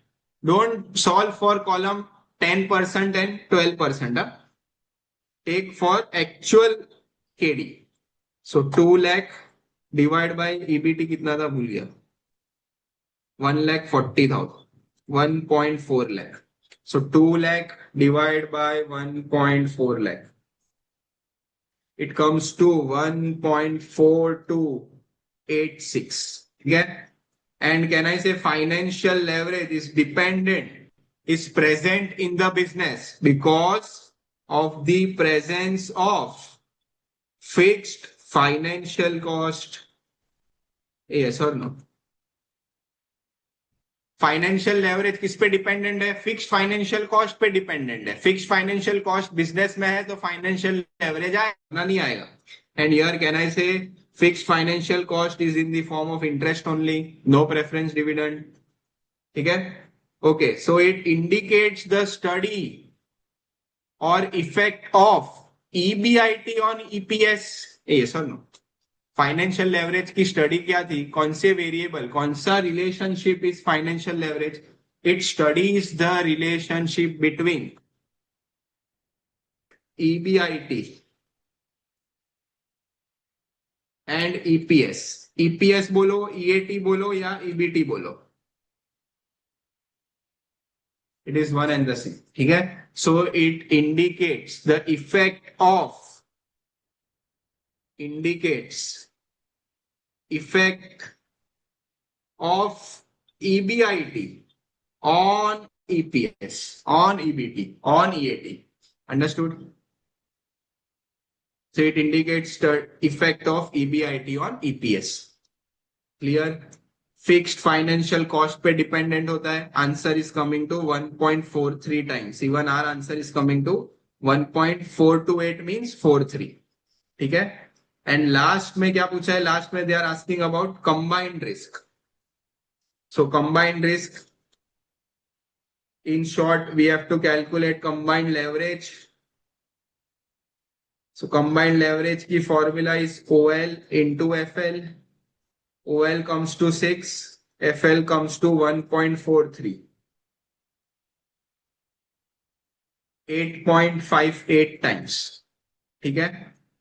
अच्छा, can I say combined leverage is dependent because of the presence of both fixed operating cost as well as fixed financial cost? So it is dependent on both presence of fixed operating cost plus fixed financial cost, दोनों आ जाएंगे। And last but not the least they are asking you कि भाई combined leverage की study is between which two variables? So it is relationship. It is the study of relationship. किसका? Sales to EPS. So can I say it indicates? It indicates effect of sales. अगर sales 10% 20% से बढ़ता है तो इसकी effect किस पे आएगी? On EPS, EAT, EBT. Clear? So combined leverage is the study of effect of sales on EPS, EAT, EBT. Clear? Sales on EPS 8.58, both operating and fixed financial cost पे वो dependent है. Clear? So this was which point number 5. ठीक है? This is very lengthy question है, खत्म ही नहीं हो रहा है. A very detailed analysis on leverages on ratios.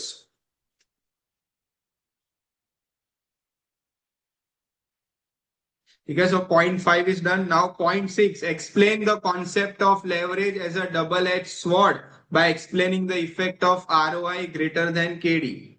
ROI is equal to KD. ROI is equal less than KD. We know that financial leverage is nothing but a double-edged sword. ये theory में हमने पढ़ा था. Why double-edged sword? See, if ROI is greater than fixed cost fund, in first case, ROI was 10% and KD was 6%. So can I say it was greater than KD, ROI was greater than KD, and if you see, इसकी effect क्या हुई? Equity owners, जो ultimate owners of the company है, उसको कुछ excess surplus मिला. Are you following? So this is an advantageous situation, a beneficial, a positive situation for the company. आप कमा रहे हो 10% एंड सामने your fixed cost payment is only 6%. So for the ultimate owners of the company, there would be some excess surplus, there would be some cream on the top of the ice cream, cherry on the cake. Are you following? So वैसी situation होती है तो advantage माना जाता है, because ultimate owners कौन है? Equity share holders, उनको एक्सेस सरप्लस मिल रहा है. ठीक है? So if ROI is equal to KD, no effect. No effect on their earnings, ठीक है, on their return. But if ROI is less than KD, second case was दोनों same था, तो ना ही एक्सेस क्रीम मिल रहा है ना ही एक्सेस चेरी मिल रहा है. But third case, when ROI was 10% और सामने चुकाना है 12% fixed. Are you following? So जो नुकसान होगा, जो एक्सेस आउटसाइड होल्डर्स को चुकाना है, डेट होल्डर्स को चुकाना है, वो एक्सेस का बर्डन किस पे आएगा? इक्विटी शेयर होल्डर्स पे आएगा. Are you following? Because they are the ultimate owners of the company.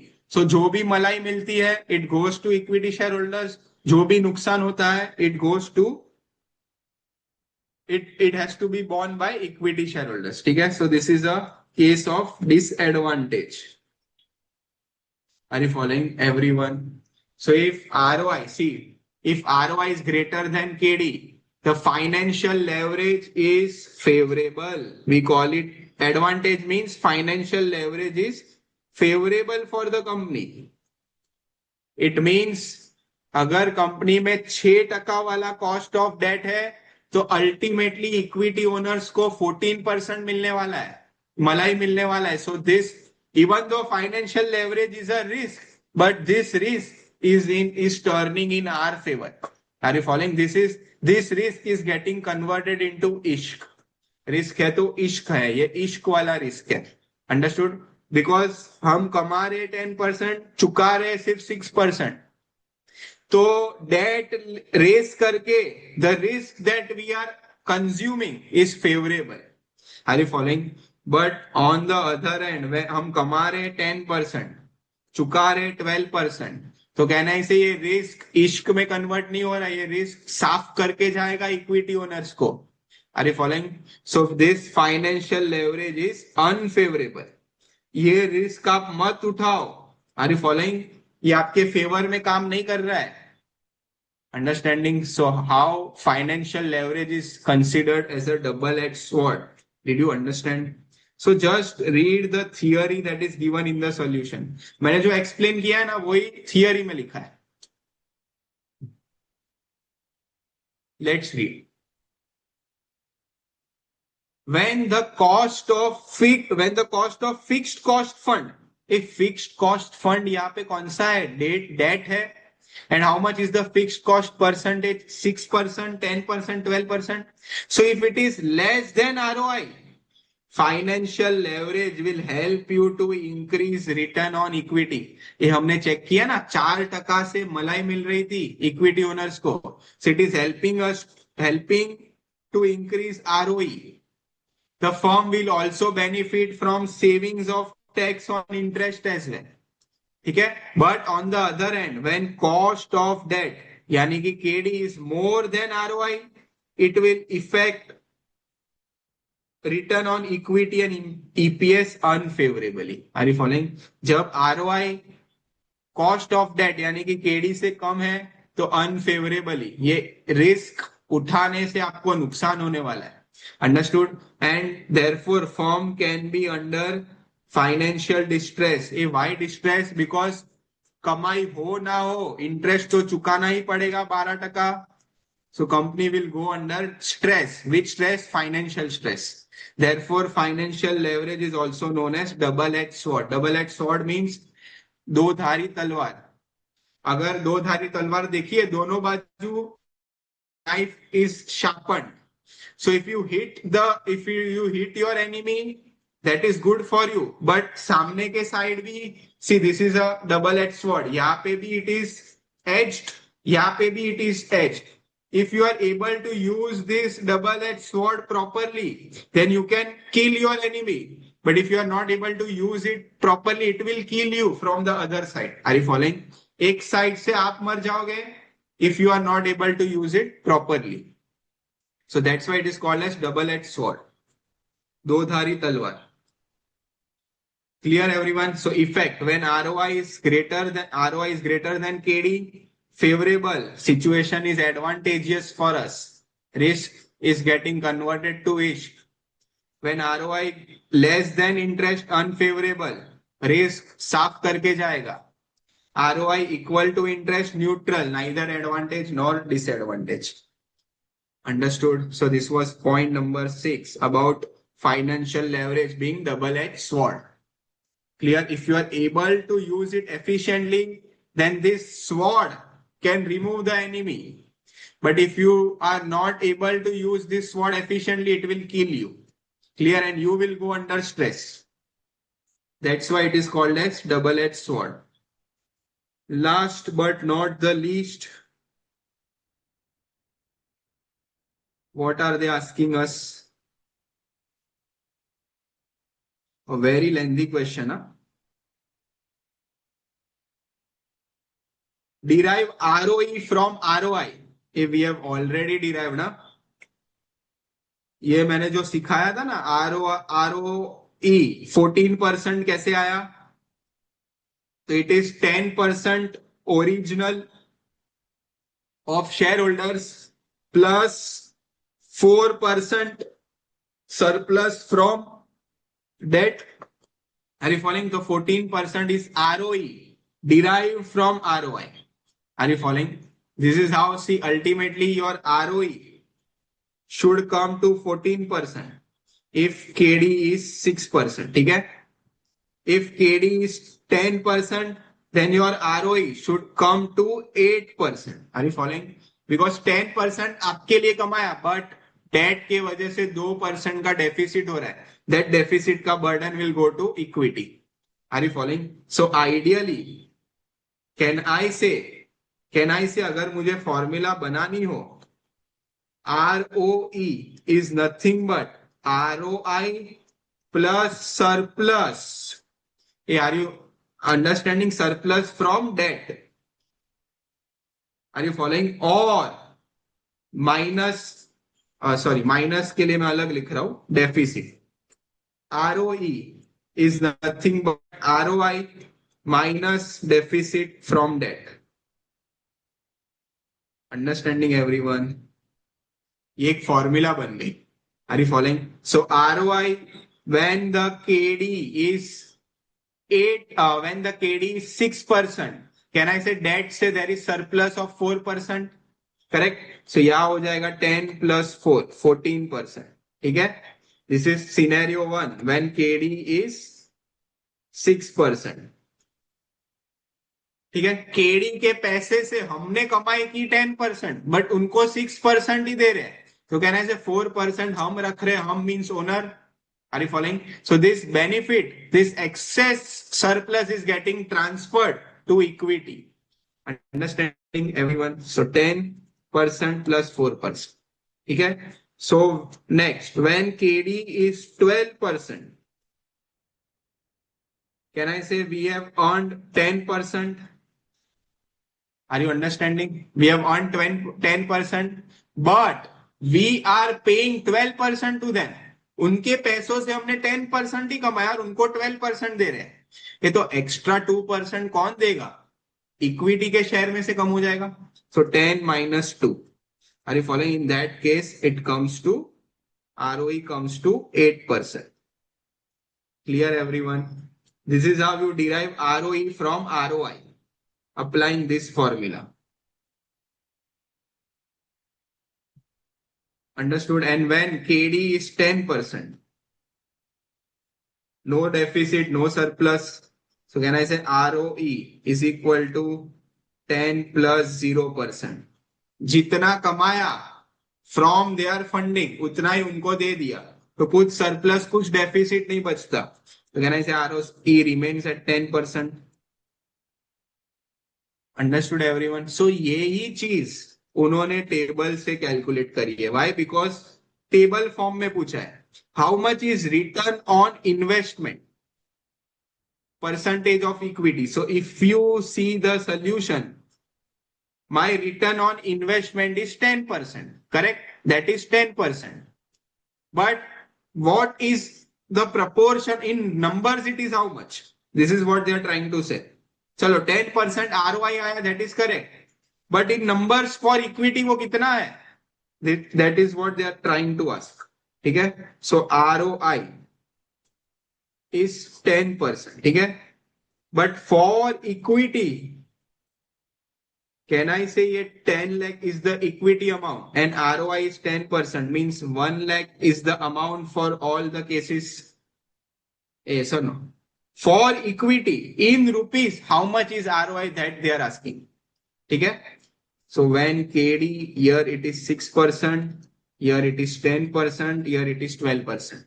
Understood? So ROI for equity, equity का funding is 10 lakh, उस पे से हमने 10% कमाया, means 1 lakh, 1 lakh, 1 lakh. Are you understanding or not? इसकी बात कर रहे, देखो यहाँ पे ये 10 lakh पे 10 lakh इक्विटी से रेस किया था. अच्छा, not, let's just not confuse ourselves again. Let me prepare that drawing. ठीक है? So these are equity shareholders. इन्होंने 10 लाख दिया, ये 10 लाख मैंने बिजनेस में इन्वेस्ट किया, इन 10 लाख से मैंने 10% कमाया in percentage. But can I say in rupees I have earned 1 lakh for equity shareholders? So this is what they are asking in point 1. Return on investment for equity. Are you following? Box 1. Just see.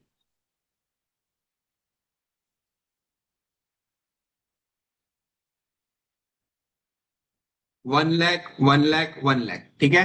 Now surplus from debt payment in percentage. Can I say that is 4% in scenario 1? Likewise, bank ने 10 लाख दिया था. ठीक है? But bank return में कितना मांग रही है? 10 लाख के बदले इट इज आस्किंग 6%. ठीक है? सो 10 लाख बैंक से रेस किया, 10 लाख इन्वेस्ट किया, एंड ये 10 लाख पे भी मैंने 10% कमाया. आरओआई इज 10% ना, सो 10% is earn. So how much is surplus that you have earned in percentage? Box 2 में क्या पूछा है? सरप्लस इन परसेंटेज और डेफिसिट इन परसेंटेज. तो कहना है box when KD is 6%, there is surplus in percentage of 4%. Yes or no?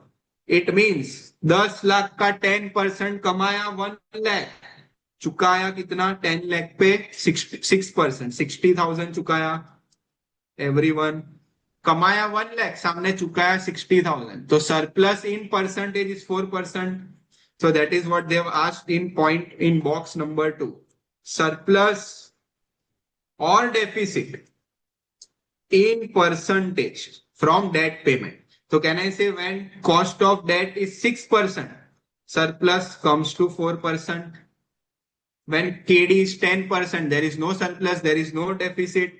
And when cost of debt is 12%, can I say there is deficit of 2%? I will write it in bracket. Understood, everyone? So surplus is 4%. Acha, 4% is surplus in percentage. How much is surplus in rupees? Can I say rupees में 1 लाख कमाया, 60,000 चुकाया, तो 40,000 is surplus in rupees, which is nothing but 4%. Clear? So that is what they are asking in box number 3. Surplus from debt payment in INR, in rupees. Are you following, everyone? So this is point number 3. Surplus deficit in bracket in rupees. Are you following? तो 1 लाख कमाया, 60,000 चुकाया.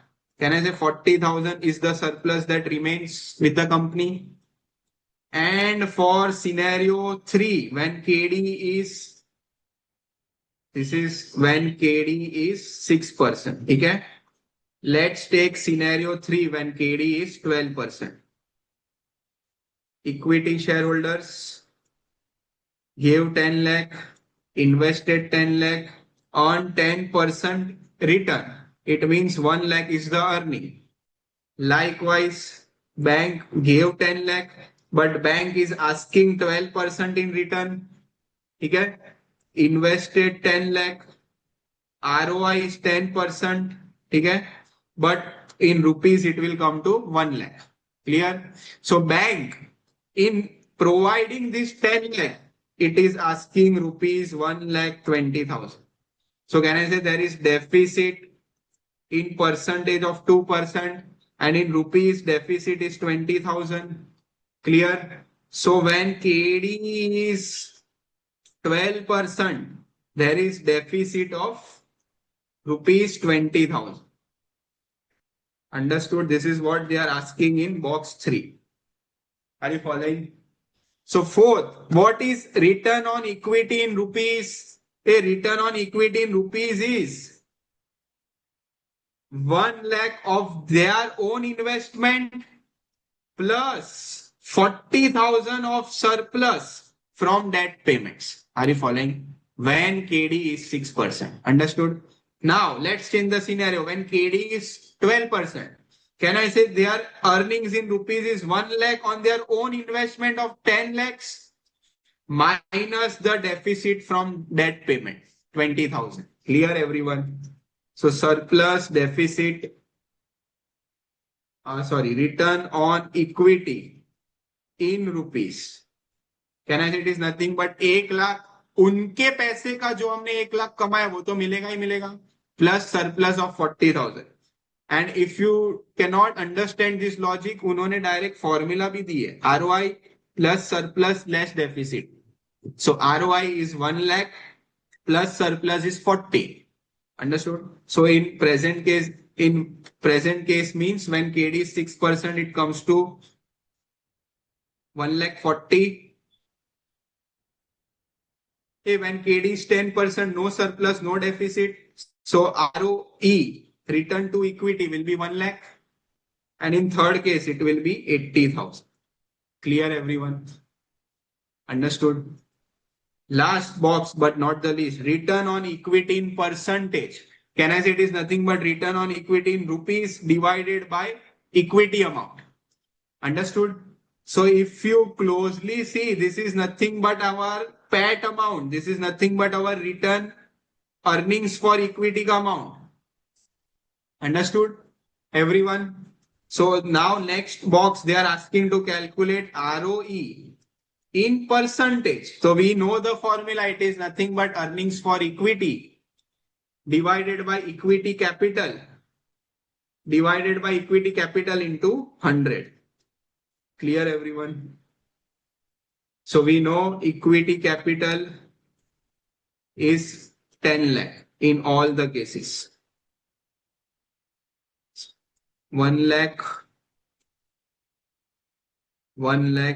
divided by 10 lakh, and return has to be calculated in percentage, so into 100 करेंगे. This is negative 80,000 या negative 20,000 था, and तब जाके positive 80,000 आया. So this comes to 14%, 10%, 8%. Are you following? ये 14%, 10%, 8% हमने ऑलरेडी पॉइंट नंबर 4 में कैलकुलेट किया हुआ है. Check point number 4, ROE by applying the formula profit after tax equity fund into 100. तो 14, 10, 8 वही आया था. But now the way that we have calculated in point number 8 was from ROI route. Are you following? ROI से plus surplus less deficit करके वो root से आप calculate करो ROE. This is what they have asked in point number 8. Clear everyone? So this is, I guess, sorry, point number 8 नहीं, point number 7. Through ROI route, they have asked us to calculate ROE from ROI. Are you following? ROI से start करो, उसमें plus surplus less deficit करके ROE लाओ. That is what they have asked in point number 7 of question 5. Since last 40 minutes we are solving this. Derive ROE from ROI in the following format. They have already given everything in the format, but I explained you the logic of that format. Logic क्या है? तो this is the logic. ये जो drawing सब कर रहा था ना, that is the logic. Understood?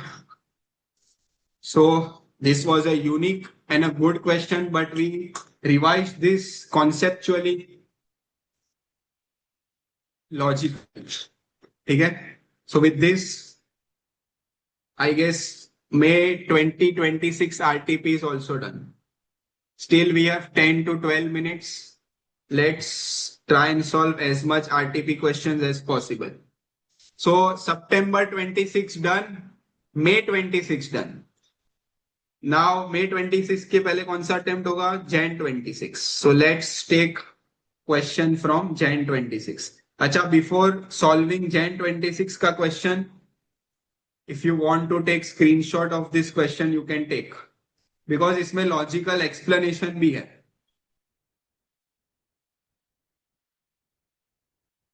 Yes, it starts from here.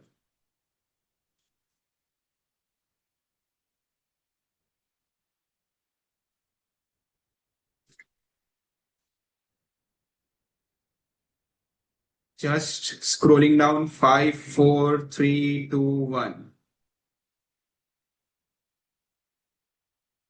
5, 4, 3, 2, 1. Income statement. 5, 4, 3, 2, 1.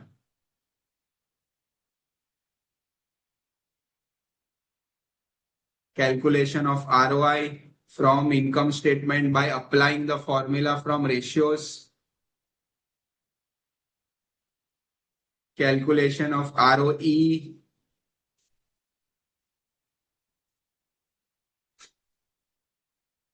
Calculation of ROE using ratios formula. Okay. Then this is logical explanation. I have explained this whole point again in the last point. So उसमें ले लेना. This is the table. Point number 5. 5, 4, 3, 2, 1. Scrolling towards right. 5, 4, 3, 2, 1. Scrolling down. Combined leverage. 5, 4, 3, 2, 1. Right. Okay. Point number 6 was about how financial leverage is a double-edged sword. 5, 4, 3, 2, 1. Last but not the least, calculation of ROE from ROI. Derive ROE from ROI. This is when KD is 10%. Okay. So इसमें number A, number B, number C. So the formula is ROI plus surplus from debt or ROI minus deficit from debt. Clear? Then point number 7. Solving the above formula is broken down into pieces, into 5 several pieces. Point number 7. Okay. Scrolling, scrolling, scrolling. 5, 4, 3, 2, 1. This is the logical explanation कि क्यों भाई surplus आया, कितने का आया, कैसे आया, the whole logical explanation.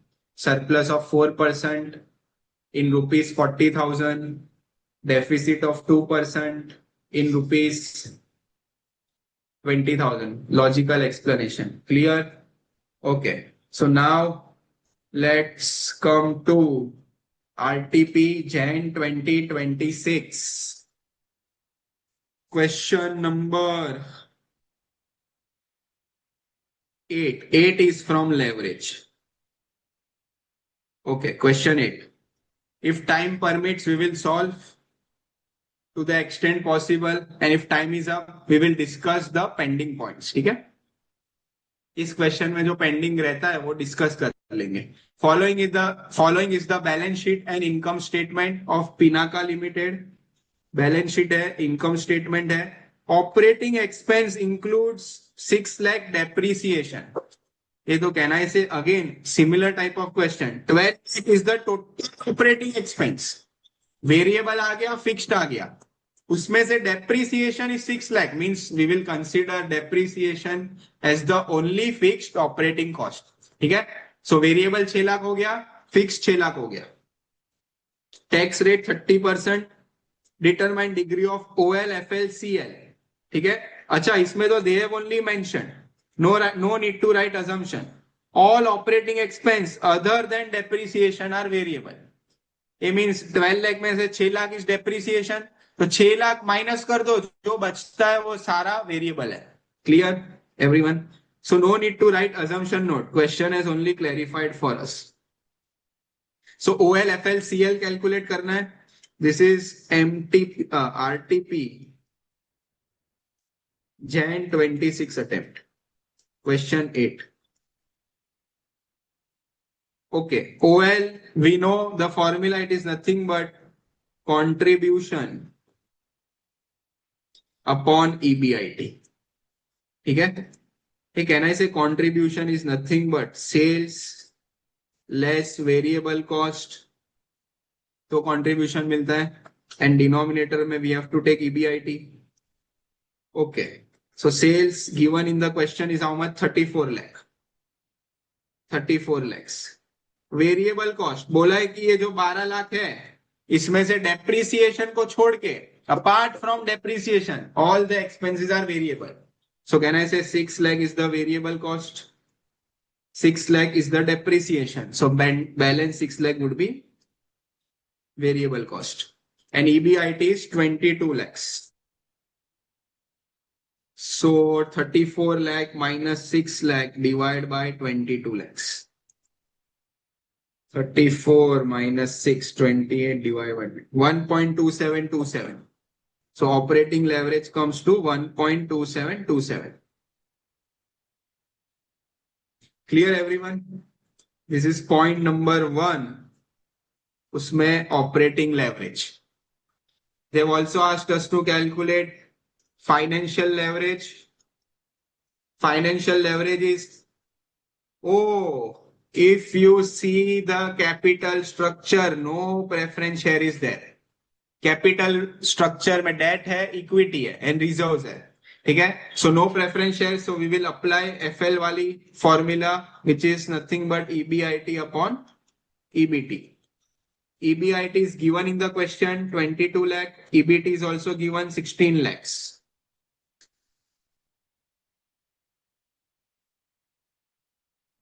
ठीक है, तो कितना आया 22 divide by 16, 1.375. Correct. So it comes to 1.375.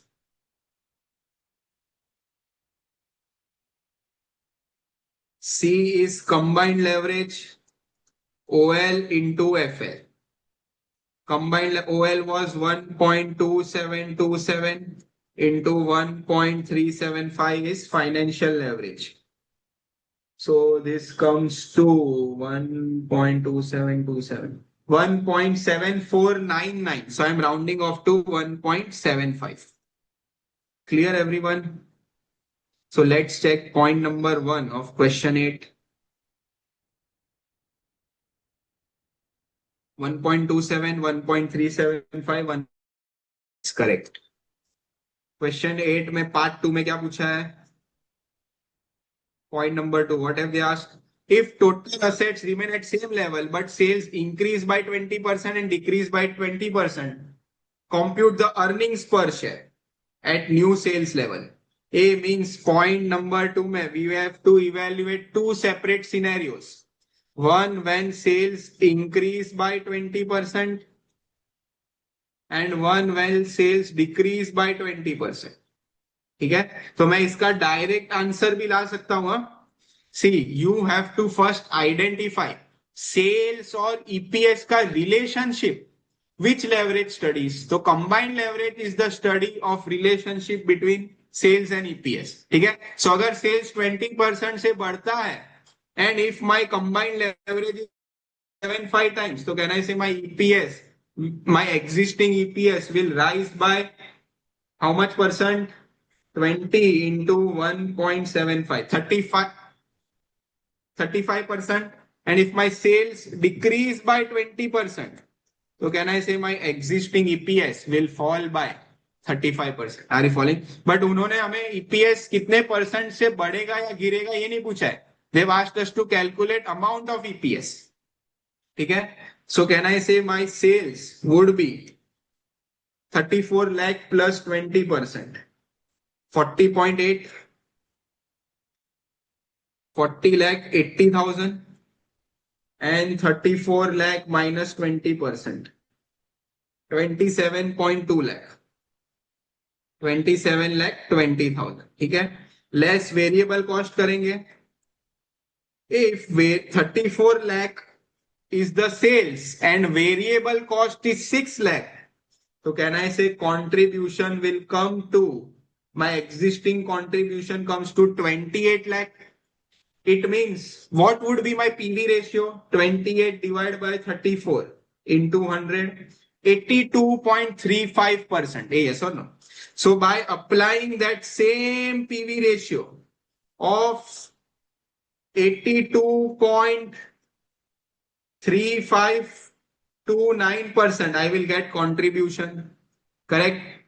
ये कंट्रीब्यूशन में से, see now we have just the last minute, so I am just discussing how to solve.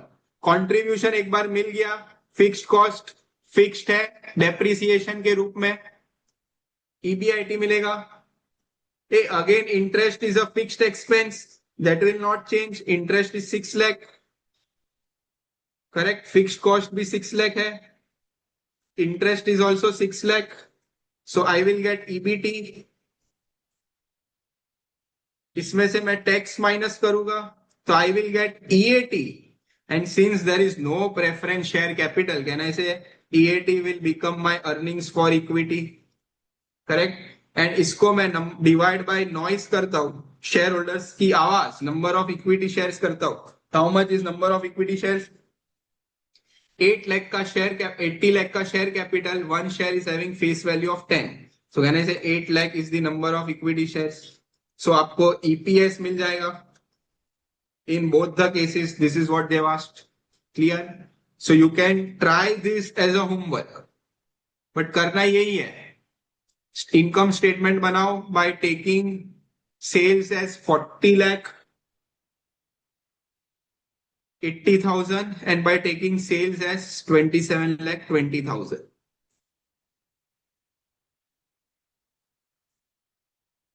So देखो, sales 40 lakh 80,000, 27 lakh 20,000.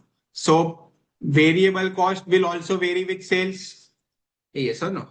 So they have calculated variable cost. 6 lakh is the original variable cost. Okay? So for at new sales level, can I say 40 lakh variable cost will also increase by 20%? अगर sales 20% से बढ़ता है, so variable cost will also vary. It will also increase by 20%. Yes or no? So the variable cost would be 780. And अगर sales 20% से गिरता है, variable cost will also vary. It will fall down by 20%. Clear? So you can complete this format and you can calculate the revised DPS. But I told you how to solve. Clear, everyone? So with this, we complete the revision for leverage chapter, and I hope this leverage revisionary lecture have created some value addition in your academic life. Tech team, let's end today's session. For any queries, you can just send to Telegram link or you can email to the Board of Studies email ID.